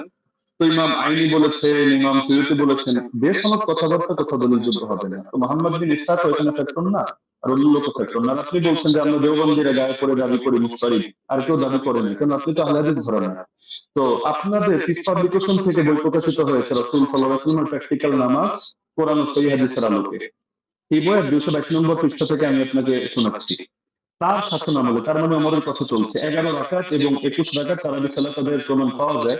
সাঈদ রাদিয়াল্লাহু আনহু তৃতীয় ছাত্র মুহাম্মদ ইবনে ইউসুফ উপরোক্ত কথাগুলোর বর্ণনাকারী হাদিসের মূল সূত্র অনুসারে একই রাবির একই বিষয়ে পৃথক পৃথক মত প্রকাশ করা বিশুদ্ধ হওয়ার অন্তরায়। সুতরাং 20 রাকাতের অভিন্ন মত গ্রহণ করাই যুক্তিসঙ্গত। তাহলে ইখতিলাফের কথা কি আমরা টানলাম নাকি আপনাদের লোকেরা ওটা টেনেছে? এটা তো আপনাদের স্পষ্টভাবে দেখা দরকার। আর আপনি বারবার শুধু এই প্রসঙ্গগুলো তো এখানে অপ্রাসঙ্গিক কথা টানলে হবে না, যে গোল্ডেন চেইন, আর গোল্ডেন চেইন নাকি এটা ডায়মন্ডের চেইন নাকি হলো এটা রূপার চেইন, সেটা তো আমাদের দরকার না। আমাদের দরকার হলো আপনার এখানে 5টা জিনিস এক রাখতে হবে। আপনি শুধু আমাদের কথা প্রসঙ্গে বলছেন যে সনদের মধ্যে কোনো ইনকিতা নাই, আপনারা প্রমাণ করেন। আরে সনদের মধ্যে তো ইনকিতা বাস্তবেই নাই। আপনি যে ইনকিতা আপনার চোখে দেখতে পাচ্ছেন, এটা আপনার পড়াশোনা কম থাকার কারণে হচ্ছে। না হলে আমি তো উসুলের আলোকে দেখালাম, উসুলগুলো তো আপনি খণ্ডন করতে পারেননি এবং সম্ভব না। তো যার কারণে সনদের মধ্যে তো ইনকিতা নেই, তো শুধু গায়ের জোরে বললে তো হবে না। তো হাদিসটা যারা বলেছে হাদিস সহিহ হওয়ার জন্য এই 5টা শর্ত, সেই ইমাম নাই, এটা অন্য কোনো ইমাম না। আমি আজিব গায়ের কারো নামটা নিই বা আমাদের কোনো বড় হুজুরের নামটা নিই, তারাই এই উল্লেখিত দাঁড় করিয়েছেন। তো সুতরাং এটাকে আপনি গায়ের জোরে অথবা চাপার জোরে বা একটা হাসি দিয়ে ফেলে দেওয়ার মতো বিষয় না। তো আবার কিছু আলোচনা করেছেন একেবারে অপ্রাসঙ্গিক, যেমন ওমর কাকে আদেশ দিয়েছেন। আচ্ছা, ওমর আপনাকে আদেশ দিল বা আমাকে আদেশ দিল, কাকে আদেশ দিল এটার সাথে কোন বিষয়ের সম্পর্ক? এখন রাজুলান, এই রাজুলান শব্দটা যদি এমন হয় যে পৃথিবীর কেউ কোনোদিন জানতে পারলো না যে রাজুলানটাকে উবাই বিন কাব নাকি তামিম দারি নাকি অন্য কোনো সাহাবী, এটা কি সমস্যা? আমাদের তো আলোচ্য বিষয় এটা যে ওমর রাদিয়াল্লাহু আনহু তিনি কত রাকাতের আদেশ করেছেন, আপনাকে 20। সাতের পক্ষে আপনি যে দলিল দিয়েছেন সেই দলিলটা মুস্তারিদ একটা রিওয়ায়াত, যে রিওয়ায়াতটা গ্রহণযোগ্য না। আপনাদের কিতাবের মধ্যে লেখা আছে যে না, এই রিওয়ায়াতটা দলিলযোগ্য হয় না। তো সুতরাং এটা তো আমাদের এখানে টেনে লাভ নেই। তার মধ্যে আরো কিছু আলোচনা টেনেছেন একেবারে প্রাসঙ্গিক, যে এমন জিনিস দেখান, এমন জিনিস দেখান, অমুকের আগে কে করেছে, তমুকের আগে কে করেছে, মাদানী রাওয়ী, সিলসিলাতুল যাহাবিয়া, গোল্ডেন চেইন ইত্যাদি। এগুলো দেখানো না দেখানো তো মূল বিষয় না। আপনি অপ্রাসঙ্গিক প্রশ্ন আমিও চাইলে আপনাকে 100টা করতে পারি, কিন্তু আমি পূর্বের পর্ব অংশগুলোতে একটা অপ্রাসঙ্গিক কথা বলিনি। অতি অল্প সময়ের মধ্যে শুধু আপনাকে আমি মূলনীতিগুলো বলেছি, লেকিন আপনি যেহেতু আগে একটা ফরম্যাট সাজিয়ে এনেছেন, তো যার কারণে মূলনীতিগুলো আপনি কি করেন। এই যে আবু জাফরকে নিয়ে আপনি মাঝখান থেকে কথা প্রসঙ্গে টেনেছেন, যদি আমি এগুলো মূল দলিল দেইনি। আরো মজার বিষয় হলো আপনি এমন কিছু খণ্ডন করে দিয়েছেন যেটা আমি বলিনি। আবার আমি যেটা বলেছি এমন অধিকাংশ পয়েন্ট দিয়েছেন বাদ দিয়ে কয়েকটা রিওয়ায়াত বললেন যে আপনি এটা বলেছেন আমি হতাশ, অথচ এটার জবাব এটা, অথচ সেটা আমি বলিনি। তো মাঝখানে আবু জাফরকে টেনে এনেও আপনি দাঁড় করিয়ে দিলেন যে আবু জাফর এটা সর্বসম্মতিক্রমে যায়িফ, কিছু কারণও টানলেন, অথচ আবু জাফর মুখতালাফ ফিহি যায়িফ না। যদিও এটা মূল আলোচনা, প্রাসঙ্গিকভাবে বলছি, মুখতালাফ ফিহি যায়িফ না, তাকে নিয়ে ইখতিলাফ হওয়া ভিন্ন জিনিস আর চূড়ান্তভাবে যায়িফ হিসেবে স্বীকৃত হওয়া ভিন্ন জিনিস। আপনি যে মত টানলেন এই মতের মধ্যেও তো আপনি মিস্টেক করেছেন। দেখা যাচ্ছে আলবানী রাহিমাহুল্লাহ এক্ষেত্রে এই কাজটা করেছেন, সদুকুল এই শব্দটা বাদ দিয়ে পরবর্তী যে কথাটা তিনি ভুল করেন ইত্যাদি, তার মধ্যে সমস্যা ওই কথাটা টেনেছেন, তো সদুকুল হুকুমটা বাদ দিয়ে দিয়েছেন।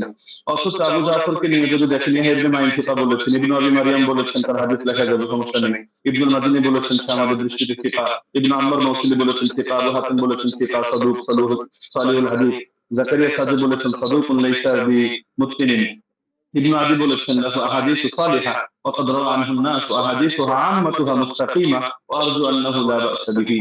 ইবনে সাদ বলেছেন কানা সিফা, হাকিম বলেছেন সিফা, ইবনে আব্দুল বার বলেছেন হুয়া ইনদাহুম সিফা আলিমুন বিতাফসিরিল কোরআন। এগুলো আরো দেখতে পারেন আপনি তাহযিবুত তাহযিব 10 নম্বর খণ্ড 62 নম্বর পৃষ্ঠা। তো আবার তার থেকে কি কি দুর্বল বর্ণনা, এগুলো আলাদা লিস্ট আপনি পাবেন হাফেজ ইবনে আজির কিতাবের মধ্যে আল কামিল, যেটা 5 নম্বর খণ্ড 255 পৃষ্ঠা, সেখানে দেখবেন এই তারাবি সংক্রান্ত রিওয়ায়াতটা তিনি টানেননি।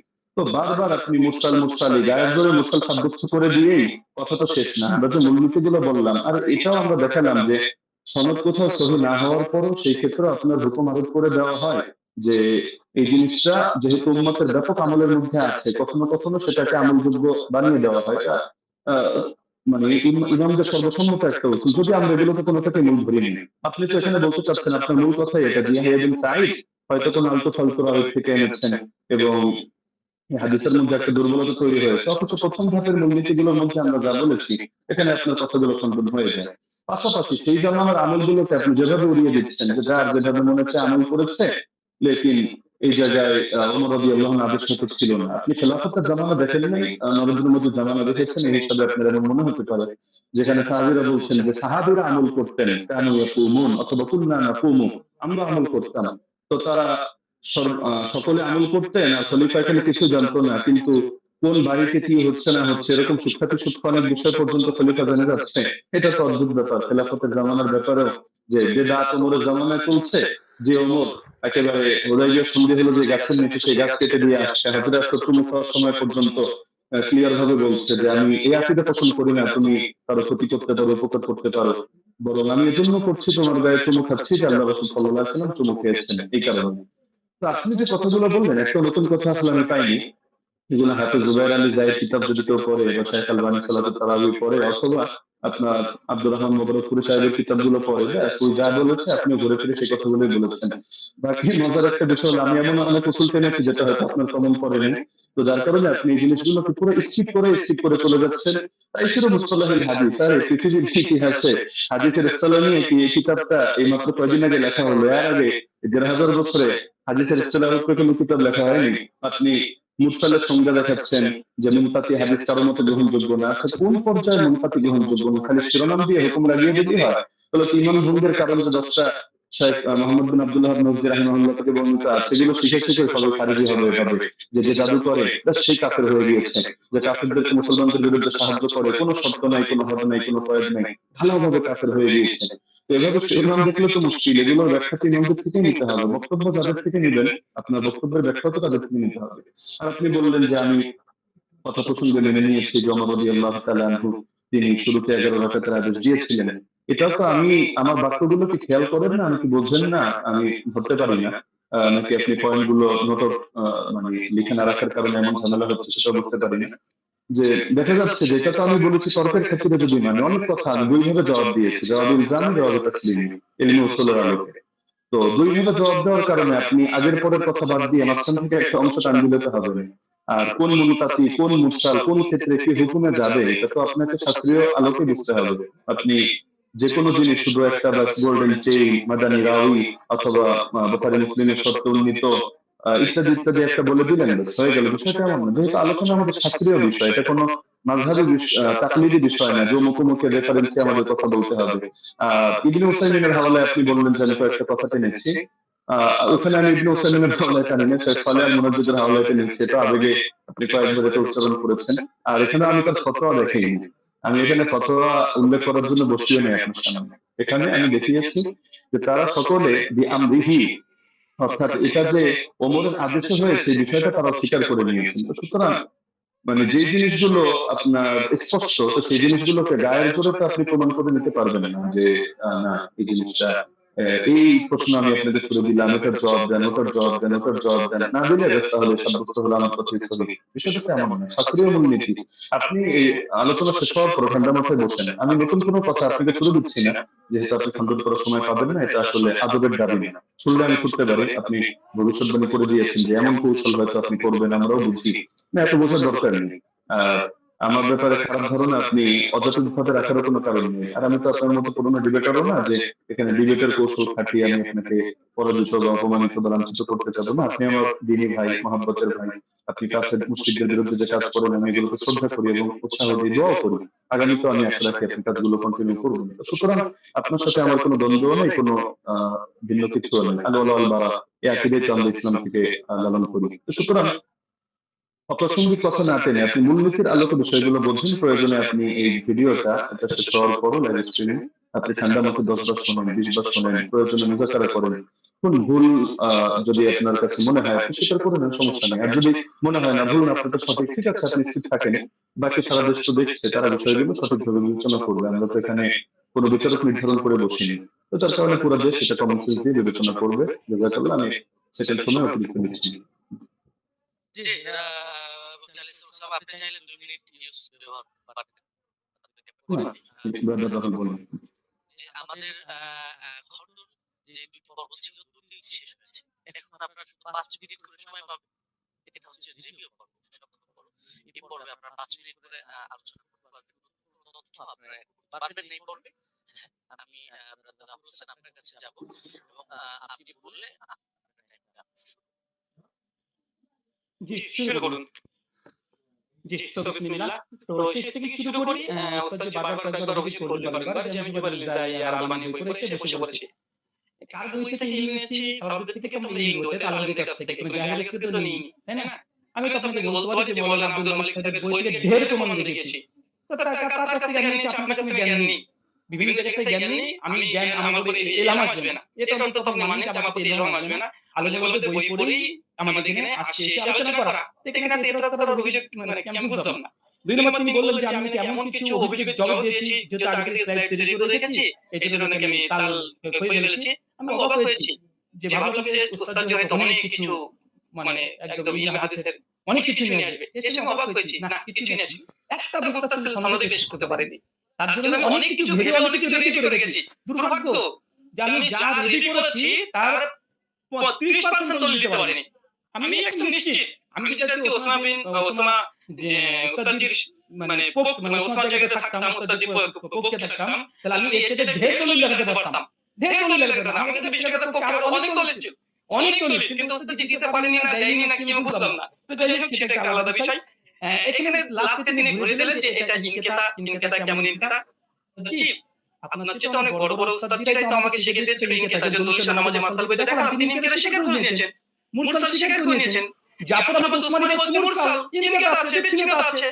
আমি আপনাকে পরিষ্কার চ্যালেঞ্জ করেছি, জবাব আপনি এখন পর্যন্ত দিচ্ছেন না। যে হাদিস সহিহ হওয়ার জন্য ৫টা শর্ত, প্রথম শর্ত হাদিস মুত্তাসিল হতে হবে। হাদিস মুত্তাসিল না, বিচ্ছিন্ন ঘটেছে। ওলামারা স্বীকার করে নিয়েছে। আজ যদি আপনি অস্বীকার করতে চান, জনসাধারণ দেখছে এমন খেয়ানত অন্তত করা উচিত নয়। যেখানে আমাদের মাওলানা আব্দুল মালিক, আব্দুল মতিন সব স্বীকার করে নিয়েছে ইনকেতা ঘটেছে, আর আপনি এসে বলছেন যে ইনকেতা ঘটেনি। ইনকেতা ঘটেছে তারা মূর্খ। এখন মাওলানা আব্দুল মালিক মতিনকে যদি মূর্খ বলতে চাই, বলতে পারবে, তো আমি বলতে চাই না। ৩ নম্বর তিনি বললেন যে দাউদ বিন কায়েসের হাদিসের জমা হওয়ার কথা আছে, ধরে নিলাম।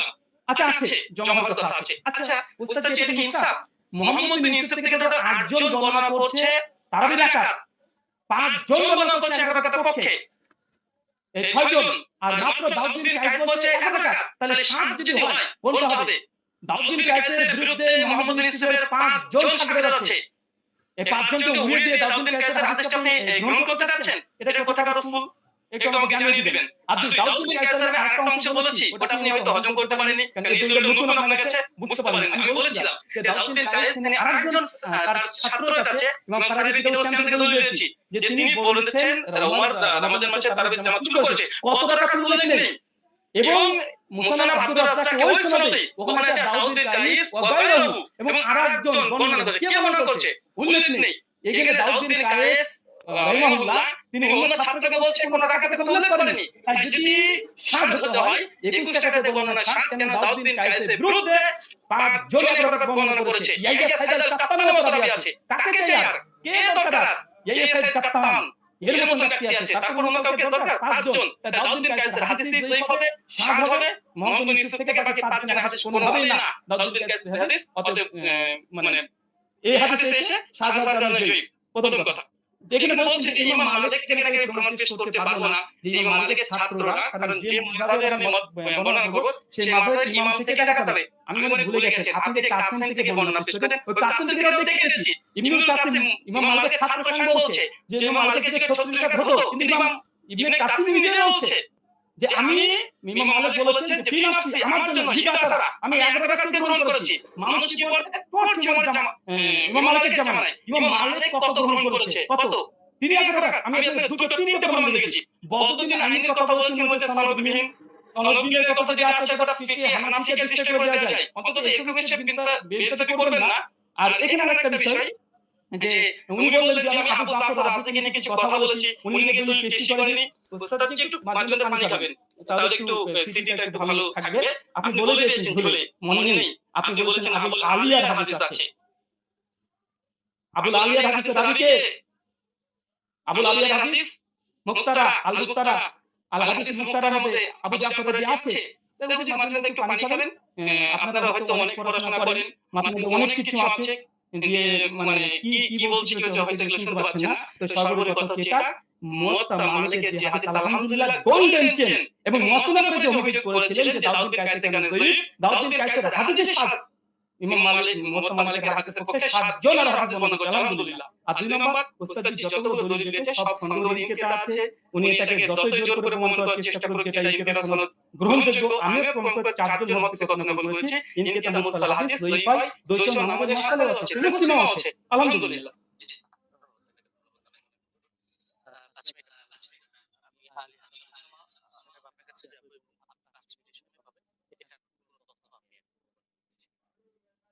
জি, শুনতে পাচ্ছেন না? জি, শুরু করুন। হামিদান ওয়া মুসাল্লিয়ান ওয়া মুসাল্লিমা ওয়া বা'দ। ব্রাদার রাহুল কিছু কথা বললেন যেটা আপনাদের মনোনীতের বাইরে ছিল। এটা তিনি বহুতবারই দিয়েছেন, আমি এটাগুলো এড়িয়ে গিয়েছি। লাস্টে পর্যায়ে আমি বলি যে তিনি বললেন যে আমার জায়গায় থাকলে আরো দলিলের ভান্ডার খুলে দিতেন। দলিলের ভান্ডার খোলার প্রয়োজন নেই তো। আমার সামনে যে নোট আছে আমি তো ঘোষণা দিয়েছি, দেখেছেন যে আমি বিষয়ে কিতাব রচনা করছি, শীঘ্রই বের হবে। তো সুতরাং দলিলের ভান্ডার নামিয়ে বসলে তো আর কিতাবের ঘোষণা অগ্রিম দেওয়ার কথা না। কিন্তু সবগুলো দেওয়ার কোনো প্রয়োজন মনে হয় না, কিছু জিনিসের রুচি হয়নি। আপনি যেমন একটাকে টেনে আরেকটার সাথে নিয়ে দাঁড় করিয়ে দিচ্ছেন। আপনি বলছেন যে 8 জন বর্ণনা করেছে, আমি কেন শুধু দাউদ বিন কায়েস আর মোহাম্মদ বিন ইউসুফের কথা আমি কেন টানছি বারবার, যেটা শাগিরদের মধ্যে টেনেছি। এই কারণে আমি বলেছি বাকি কোনোটার মধ্যে আপনি 8 জন না আপনি 100 জন দেখেন, কোনোটার মধ্যে আদেশের কথাই নেই। আপনি তো মূল পয়েন্টই টেনেছেন এটা, আমাদের আলোচ্য শিরোনামই এটা যে ওমর রাদিয়াল্লাহু আনহু কত রাকাত তারাবির আদেশ করেছেন। আপনি পানি তো অনেকবার খেয়েছেন, আরো খাবেন সামনে। পানি খাওয়া হয়ে শেষ করে আপনি মজলিস শেষ করে আপনি প্রয়োজনে দেখেন ইয়াহিয়া বিন সাঈদ কাত্তানের মতো ব্যক্তি বারবার যে বলছেন, বা আব্দুল আজিজ বিন মোহাম্মদ দারাওয়ার্দীর কথা বলবেন, যাদের কথা আপনি বলেন তাদের রিওয়ায়াতগুলোর মধ্যে আদেশ করেছেন এই শব্দটা আছে কিনা। আচ্ছা, দাউদ বিন কায়েসকে আমি এজন্য দাঁড় করিয়েছি যে এখানের কথার অর্থ আর আপনি যে সনদটা টেনেছেন ইমাম মালিকের, সেই কথার অর্থ হলো সেম। আর এই যে সনদটা ইমাম মালিকের সনদে যে কথাটা আপনি টেনেছেন, এটা বিভিন্ন কিতাবে আসলো, কিন্তু কারোর সাথে কারো তো মিল নেই। মূল কথা তো এটাই রিওয়ায়াতের। যদিও অনেকজন রিওয়ায়াত করেছেন, কিন্তু শুধু এই আদেশ আর নিষেধ অথবা রাকাতের বিষয়টা নিয়ে সমস্যা এমন তো না, প্রচুর ভিন্নতা। এক জায়গায় দেখা যায় উবাই বিন কাব তামিমদারির নাম আছে, আরেক জায়গায় নাই। আরেক জায়গায় হলো শুধু আদেশ করেছেন এই কথাটা আছে, কিন্তু আমল কি ছিল তাদের? আদৌ কি তারা এটা আমল করেছেন না সিদ্ধান্ত চেঞ্জ করেছেন সেটার কথা নেই। আরেক জায়গায় দেখা যায় শুধু আমলের কথা আছে, আদেশ আদৌ করেছেন কিনা এটার কথাই নেই। তার মধ্যে আপনি বললেন যে আবুল আলিয়া এটা কোন সনদের মধ্যে আছে যে আমি উবাই বিন কাব প্রসঙ্গে যে কথাটা টানলাম ওটার মধ্যে আছে।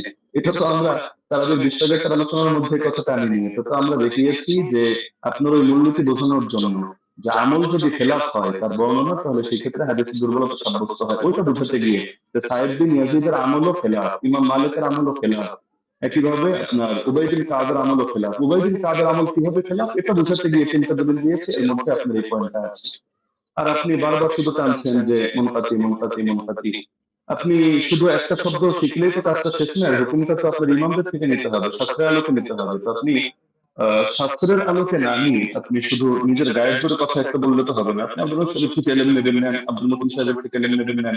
আপনি বলছেন যে ওনারাও মেনে নিয়েছেন মুনকাতি।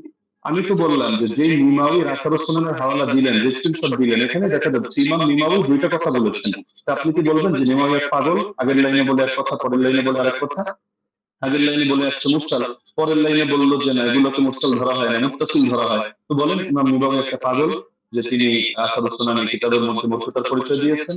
না, এখানে আপনাকে বুঝতে হবে যে আমি এই শব্দ বলেছি, একটা জাহেরি বিবেচনা, একটা হলো হাকিকি বিবেচনা। এই পার্থক্যগুলো না বুঝে আপনি আলোচনার মধ্যে তো এভাবে বসলে তো মুশকিল। এজন্যই অনেকে নিষিদ্ধ করেছে যে আসলে শাস্ত্রের আলোচনা যেহেতু শাস্ত্রজ্ঞ ব্যক্তি ছাড়া এটা বলাও মুশকিল, বোঝানো মুশকিল। আমি আলোচনাটা আসলে শুধু ব্যক্তি আপনার জন্য করেছি এমন না, বরঞ্চ এটা সারা দেশের জন্য আলোচনা করা। যদিও আমরা জানি যারা দলান্ধ উভয় পক্ষে, আমি আপনাকে ইন্ডিকেট করে কোনো খারাপ কিছু মনে করছি না, দলান্ধরা কখনো তাদের মাসলা পরিবর্তন করে না। এটা জিবরিল আমিন যদি নাজিল হয়ে বলে তাও করবে না, এটাই দুনিয়ার আমাদের স্বাভাবিক অভিজ্ঞতা। তবে শাস্ত্র বোঝার মতো যোগ্যতা যদি কারো থাকে তাহলে আপনার আলোচনা আমার আলোচনা সবগুলো নিরপেক্ষ ভাবে বসে কেউ যদি বিবেচনা করে সেই ক্ষেত্রে সিদ্ধান্ত নিতে পারবে, কোনো সমস্যার কিছু নেই।